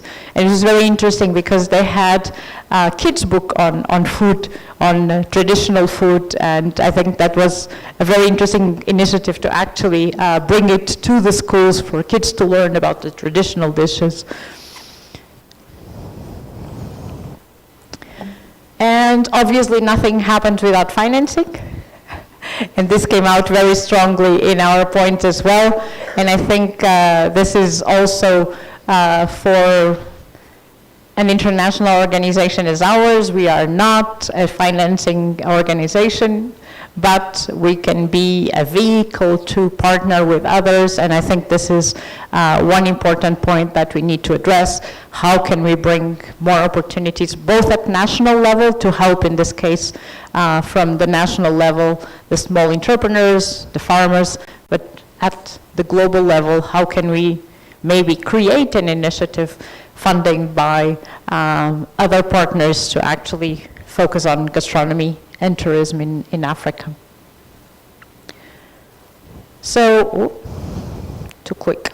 So one of the other points that came out very importantly, and I think from all the discussions, was to use chefs as ambassadors of gastronomy tourism, and really in your country think, who can be those chefs? Many countries are taking their chefs, for example, when they go abroad to travel fairs, to do show cooking, and that makes an immediate link with the food. It creates media interest. So I think it is an exercise of going back to your own country and thinking, okay, who can I partner with? Who can I invite to be my associate in this effort? We also talked about the importance, naturally, of supporting the farmers in getting obviously food security first, and then to ensure that there's availability and quality of product that then the chef can actually put into a valued experience. Promote community inclusion and engagement. Very interesting discussion with the University of Zimbabwe on the labs and how they are open to the communities to come and innovate with them.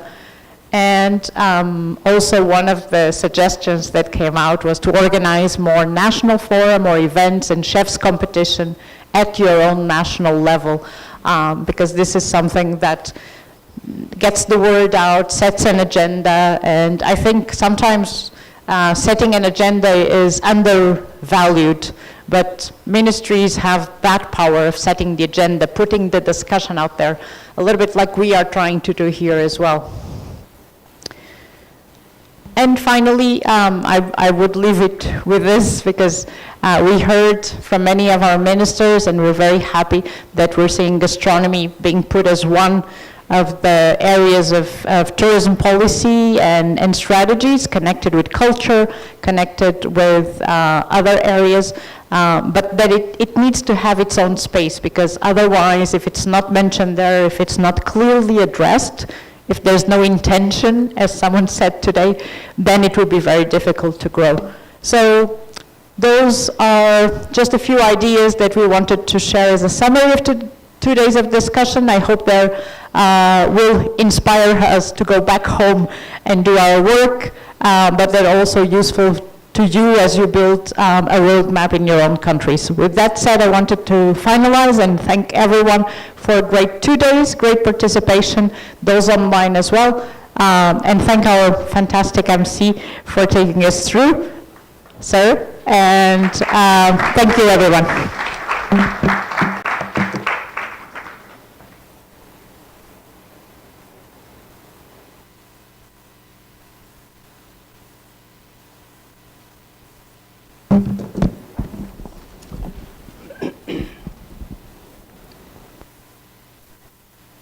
Thank you very much. Let's give a warm round of applause, ladies and gentlemen, once again.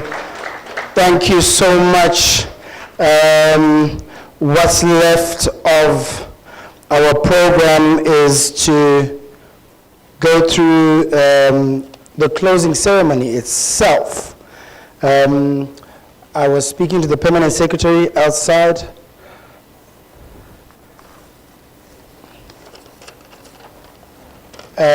So I'm going to ask the sound desk if you've got some mellow music as I hunt down the PS so that he can come through and we go through the closing ceremony. But maybe I could also use this time to just make a few announcements that I would like you guys to take note of that have been flooding my inbox. So let's do this. To start off with, today after this, obviously we're going to end the closing ceremony, and then thereafter we are going to go back to our hotels and freshen up if you want. It's recommended that you freshen up for the evening. We are going to go to the Boma. The Boma is a world-class eat all you want, drum beating, very, very exciting place. So dress down. Please somebody tell Kojo to take off his tie. And they just dress down and come ready to have real fun. So the instruction is we advise that after the forum, delegates will be transferred to their respective hotels to freshen up. Thereafter, the same shuttles will pick you up from the Boma starting at 18:45. 18:45, the shuttles will pick you up from your respective hotels where you are staying. Okay, where you're staying. Just make sure where you're staying, it's got a name. If you want the shuttle to pass through, just make sure wherever you're staying, there's a name to it, right? Like it's called the, it starts with the.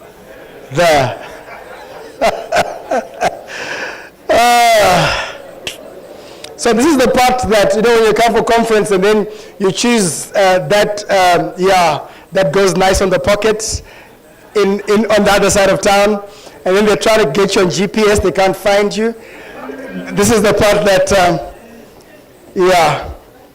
All right, so they'll come and pick you up, 18:45, and please, may I remind you to bring your tags, and it says in capital letters, no tag, no entry. Okay, so you still have time to make peace with the registration desk. But, they closed yesterday. All right, so pretty much that's it about the Boma tonight. And then tomorrow there is a village tour in the morning. It's for free. It's courtesy of the Ministry of Tourism. And then there is also visiting the rainforest, the majestic Victoria Falls, the seventh wonder of the world. You don't want to miss the beauty that those falls will give you. Okay, that's pretty much with regards to announcements. And again, please don't forget to tag on all the handles. Please make sure you tag, take group photos, take crazy pictures, tag, tell everybody about today's conference. Okay, in terms of announcements, I think that's all I got. Tomorrow there's the Umuzi excursion. The Umuzi Cultural Village Tour will be from 8:30 in the morning to 10 in the morning. From 8:30 to 10 in the morning, that's the village tour. The shuttle will leave at 7:45 and return at 10:30. All right, that's early morning. There will be food tasting as well. Delegates who prefer to do just the tour will be dropped at their hotels. Those going for the lunch cruise will be taken straight to the jetty. And then thereafter, there's the lunch boat excursion. You also don't want to miss going down the Zambezi River. The boat cruise is majestic. It's amazing. It's beautiful.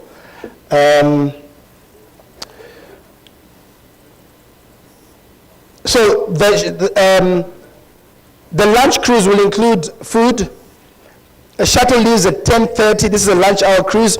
10:30. The cruise will commence at 11 a.m. sharp and dock at 13:30. It comes back at 13:30. All right. It leaves at 1100 hours sharp and docks back at 13:30. Delegates will be dropped at their hotels, while those who want to go for the rainforest tour will be transferred directly to the forest. So you start with the morning village tour, you go to the lunch boat, and then you go to the rainforest. Okay? And then to gain access to the rainforest, all foreign delegates must show their tag at the gates and pay $30.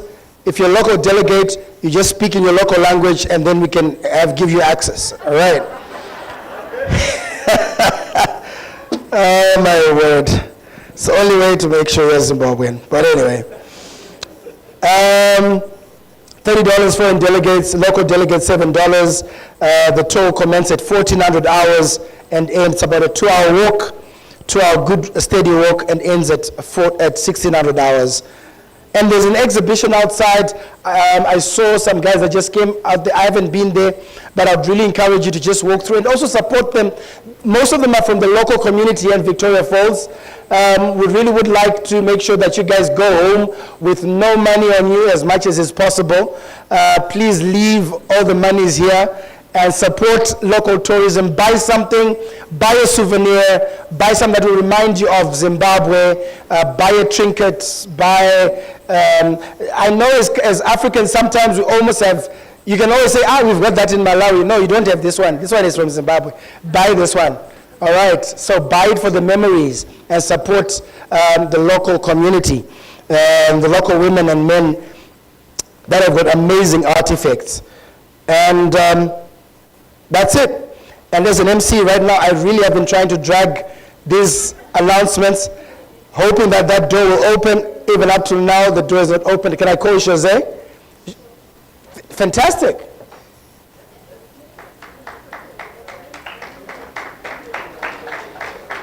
Let's clap hands for Jose, everybody, as he comes through. And when he's done and the official is not here, we'll move to the next one until we get to the back of the room. All right. There you go. Thank you. Thank you so much. No, just some few words from my side. It's been an impressive forum, really inspiring. We have worked during many months in this, and it's been really impressive. I think we have shared so many ideas and reflection about gastronomy with such an advanced vision of gastronomy that it's amazing. I mean, all the visions, all the ideas, I think it's with the most advanced vision of what gastronomy means today and the potential of gastronomy. Also, I'm really happy by the passion you shared. I mean, so many people reached me. I saw the passion here. I think you are an incredible community, and I think you have so many opportunities ahead, so many. And having this passion, I think, I would say, ideas and strategies are great, but action is more important. It's the moment of not having fear. There are no mistakes in promoting gastronomy. It's a matter of test and learn and keep practicing, keep implementing new actions. I think there are many recipes and many ideas that have been shared. So, yeah, I wish you the best action possible. Do it for your countries, for your territories, for your communities, and the journey will be great. Do it. Thank you.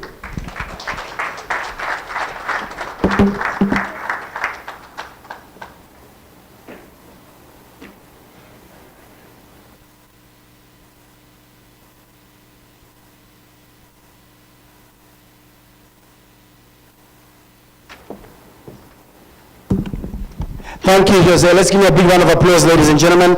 Thank you very, very much. And now, I would like to call on our permanent secretary, Dr. Mnyanyua, to come through and officiate at this closing ceremony, which has been hosted by the Ministry of Tourism and Hospitality Industry from the Republic of Zimbabwe. PEMSEC, the stage is yours. Let's give a big round of applause, ladies and gentlemen.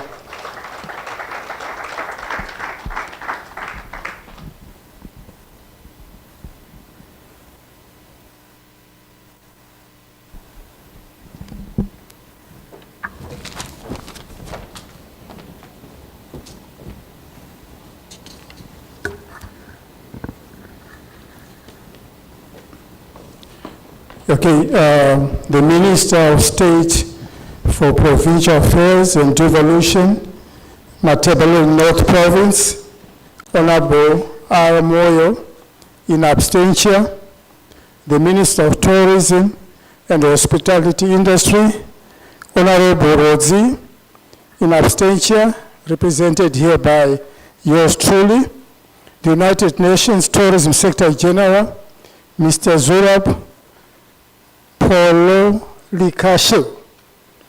I hope I got it right. And his team, the Director General of Basque Culinary Center, Mr. Jose Marie Aisega, honorable ministers from Zimbabwe and the African continent here present, members of the diplomatic community here present, senior government officials here present, the Acting Chief Executive for Zimbabwe Tourism, Mr. W. Stima, and staff, players in the tourism and hospitality industry, all members from the academia here present, our distinguished chefs and participants, distinguished delegates, ladies and gentlemen.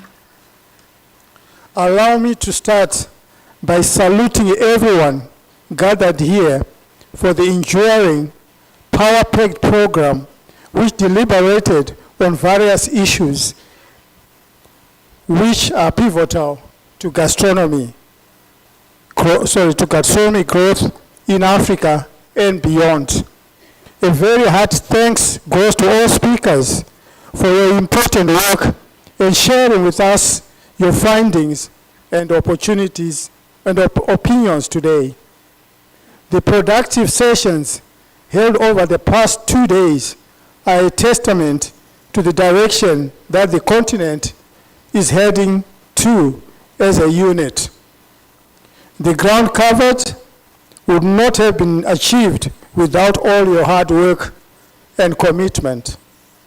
The outcome of the first forum on gastronomy tourism for Africa reflects a commitment geared towards sustainable tourism development aimed at boosting not only the development of our tourism economies, but also the well-being of our people through good eating habits. For this, I'd like to acknowledge the invaluable contribution from the Secretary General and the entire UN tourism team. Thank you for your meticulous guidance for making this forum happen in Zimbabwe, inspiring us to host it successfully. Without that guidance, it would have been difficult for us to have a starting point to come up with tangible deliverables which going forward will boost the development of gastronomy tourism.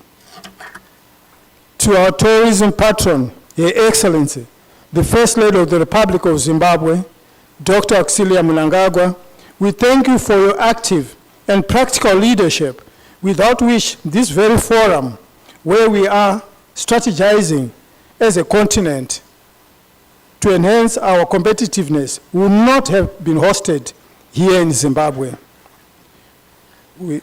She also brought the first ever International Tourism Academy for Culinary Arts in collaboration with the UN Tourism, We thank once again Amai for her visionary leadership.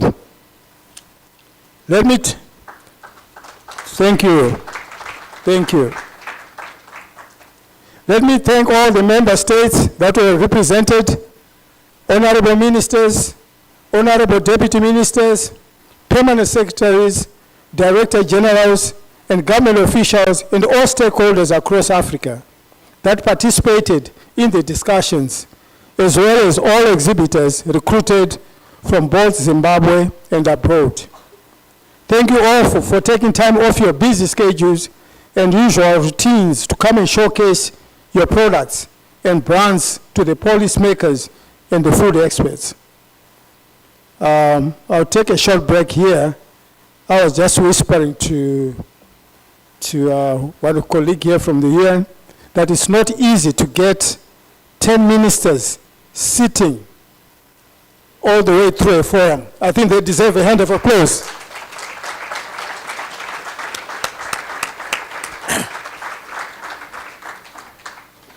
I think this is commitment at the highest level. And as technical experts, we need to take it seriously and deliver, because this is the highest level of commitment that you can ever have.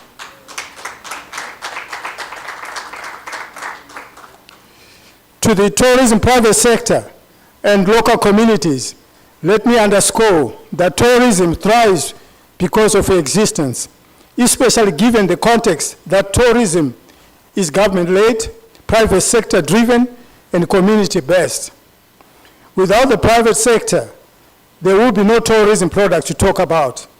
And without our communities, who are the custodians of our culture, traditions, and customs, there is no heritage to talk about. We thank you for always expressing yourselves and presenting your needs for informed decision and policy-making processes. Thank you.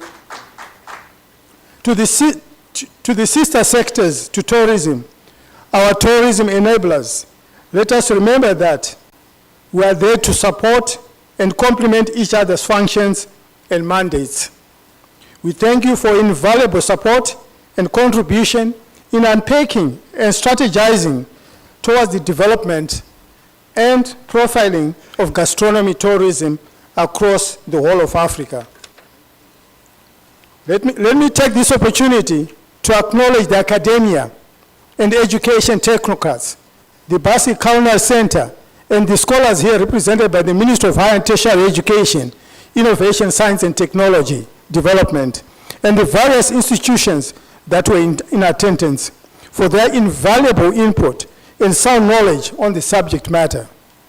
We value empirical research and evidence-based recommendations and discourse. To our most valuable sponsors, in your great numbers, we thank you. We cannot thank you more. We thank you for your support, and I think they deserve a hand of applause.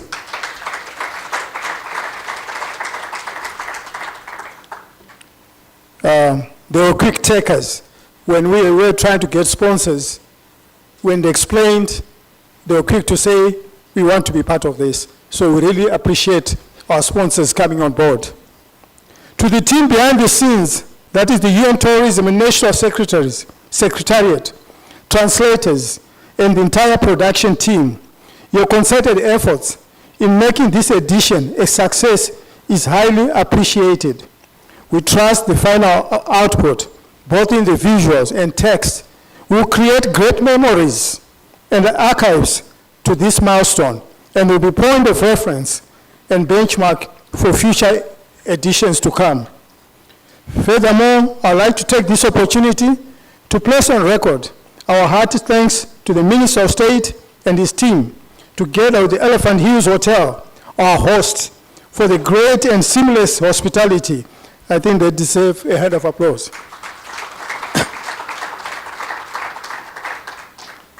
The logistical support and enormous cooperation in putting together this event is unmatched. In the same breath, I cannot forget the sterling work of both the local and foreign media houses for showcasing this ever UN Gastronomy Forum for Africa, far and wide. Africa is great for that. And I can assure you, I hear it's trending. What you are doing here is trending. I just got something from Canada. I don't know how they found my picture. So I think the media is doing a good job. Now that this edition has come and gone, let us regard highly all policy direction documents that were born out of this forum, and they ensure they guide our domestic policies on this important matter. Certainly, when adopted and implemented, they'll go a long way in enhancing our competitive appeal in gastronomy tourism as a continent. With these few words, I wish you all a pleasant end of day stay in this beautiful resort of Victoria Falls, the world of wonders, and a safe journey as you make your way back to your stations at the end of the program. I thank you. Merci. Gracias. Shukran. Obrigado. Thank you very much.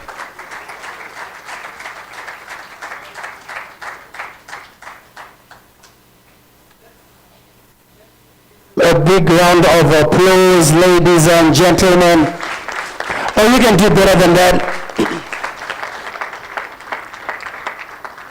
I know you're wondering where I am standing. I'm right here at the back. And there's a song that we used to rock to way back in the day. So I thought we might close today with that song. DJ, can you play that song for me, please?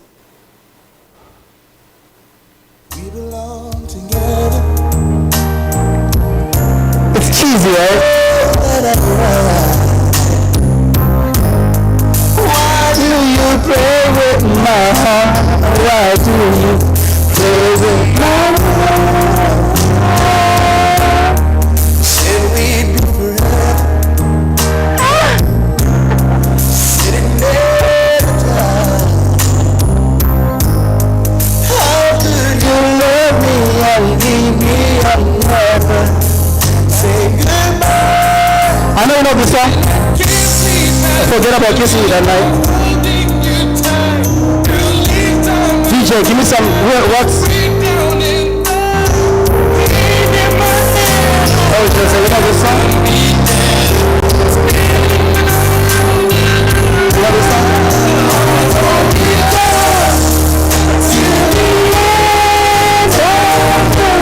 I can't hear you. I know you can't let go. So what? You belong to me. I belong to you. Alright, DJ. Alright.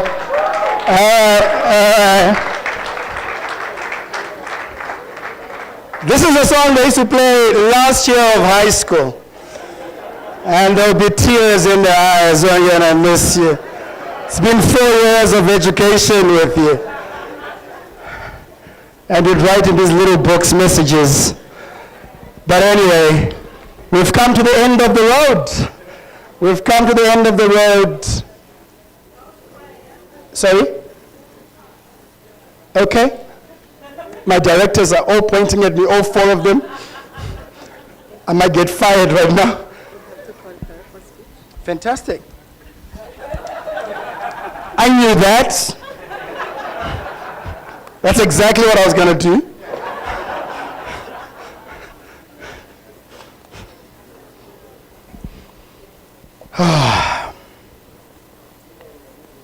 So we're assuming that Jose has already spoken, right? Correct? Okay, fantastic. Please, please, please. Ooh, I still need to do jobs for UN tourism. I was going to get fired right at the end. Please welcome my director for Africa, for UN tourism, Althea Grandcourt, to give us a few words. Oh, you can do better than that, everybody. You can do better. Big round of applause, big round of applause, everybody. Let me help you, let me help you, let me help you, let me help you. Thank you, Director of Ceremonies. You might not have want to hear me speak, but at least you heard me sing, right? So let me start off by saying a very good afternoon, especially to all of you gathered here for this forum. But I also want to appreciate all our ministers that has made this journey with us. I say this because they've been with us for, I would say now, a full week, isn't it?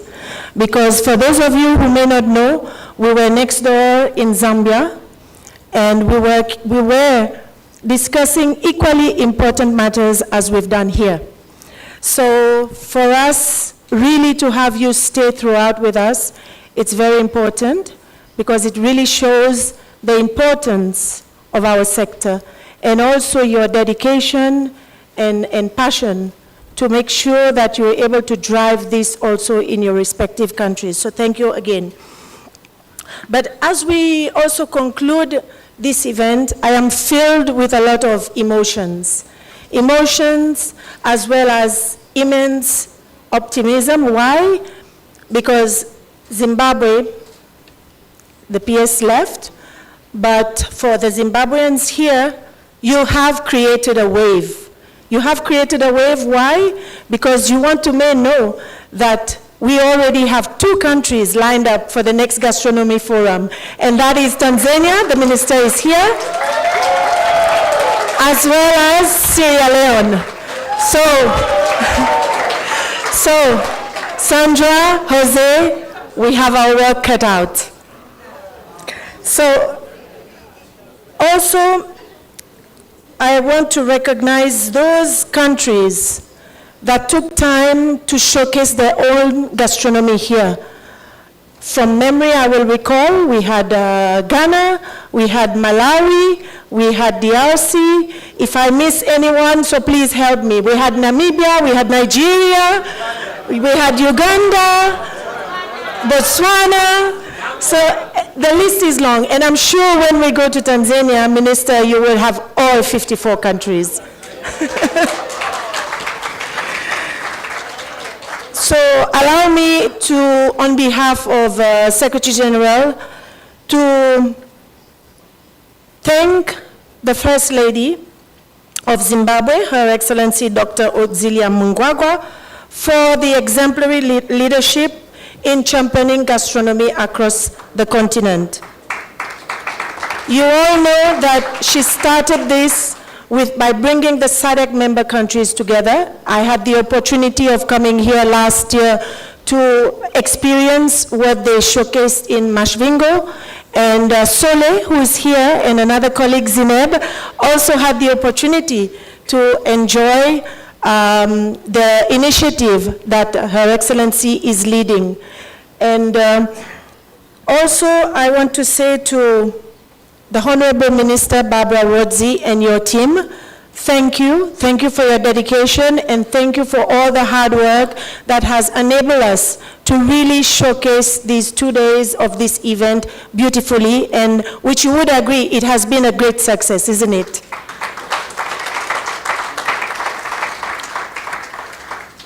But also importantly, as you know, we have a very good partner who took the time to travel all the way from Spain to be with us, Mr. Jose, Director General of the Basque Culinary Center. Your efforts and your support in pushing forward this initiative with Sandra and her team doesn't go unnoticed. We really appreciate that. And we look forward. Now you've got your work cut out as well.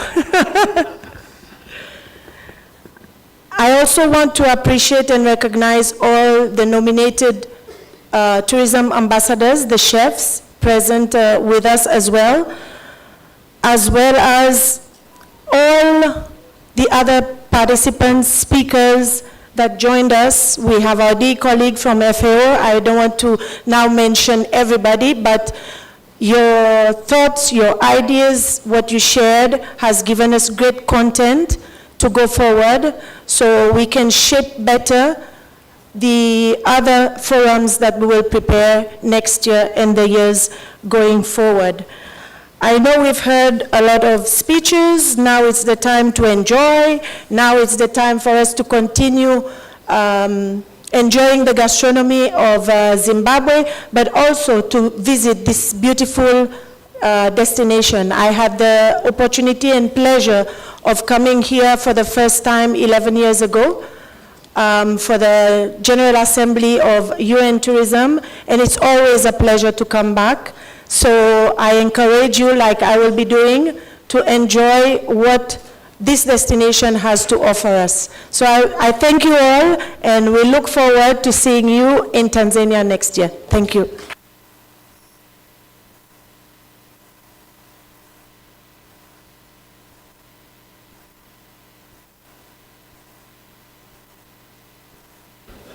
My first announcement that I need to make now, all the ministers that are in this room, may I please release you. This team director, they're waiting for you. You have a boat cruise, the First Lady, she is waiting for you. Ministers. Yeah. You can literally just get up and go. Director, so is there somebody there to walk them out, please? Your cars are waiting for you downstairs. You can go straight to the boat cruise. Honorable Minister Barbara Rodzi has just sent that. But if you're not a minister, please just remain seated. We can find something to do for you.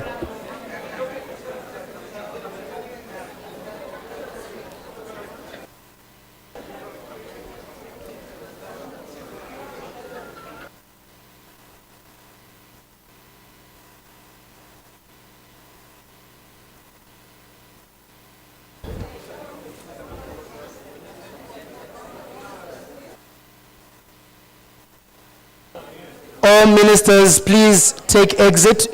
They are waiting for you.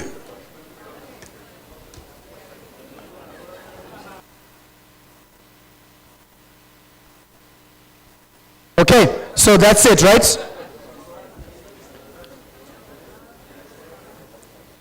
Everybody left behind is not a minister. Thank you. Sorry. So I guess every announcement has been done. Village tour, you'll be picked up from your hotels tomorrow morning. Others, please, let's go and freshen up, and then we'll meet at the times that we've said for the bomber. Get ready to come and beat some drums and have fun tonight. See you later.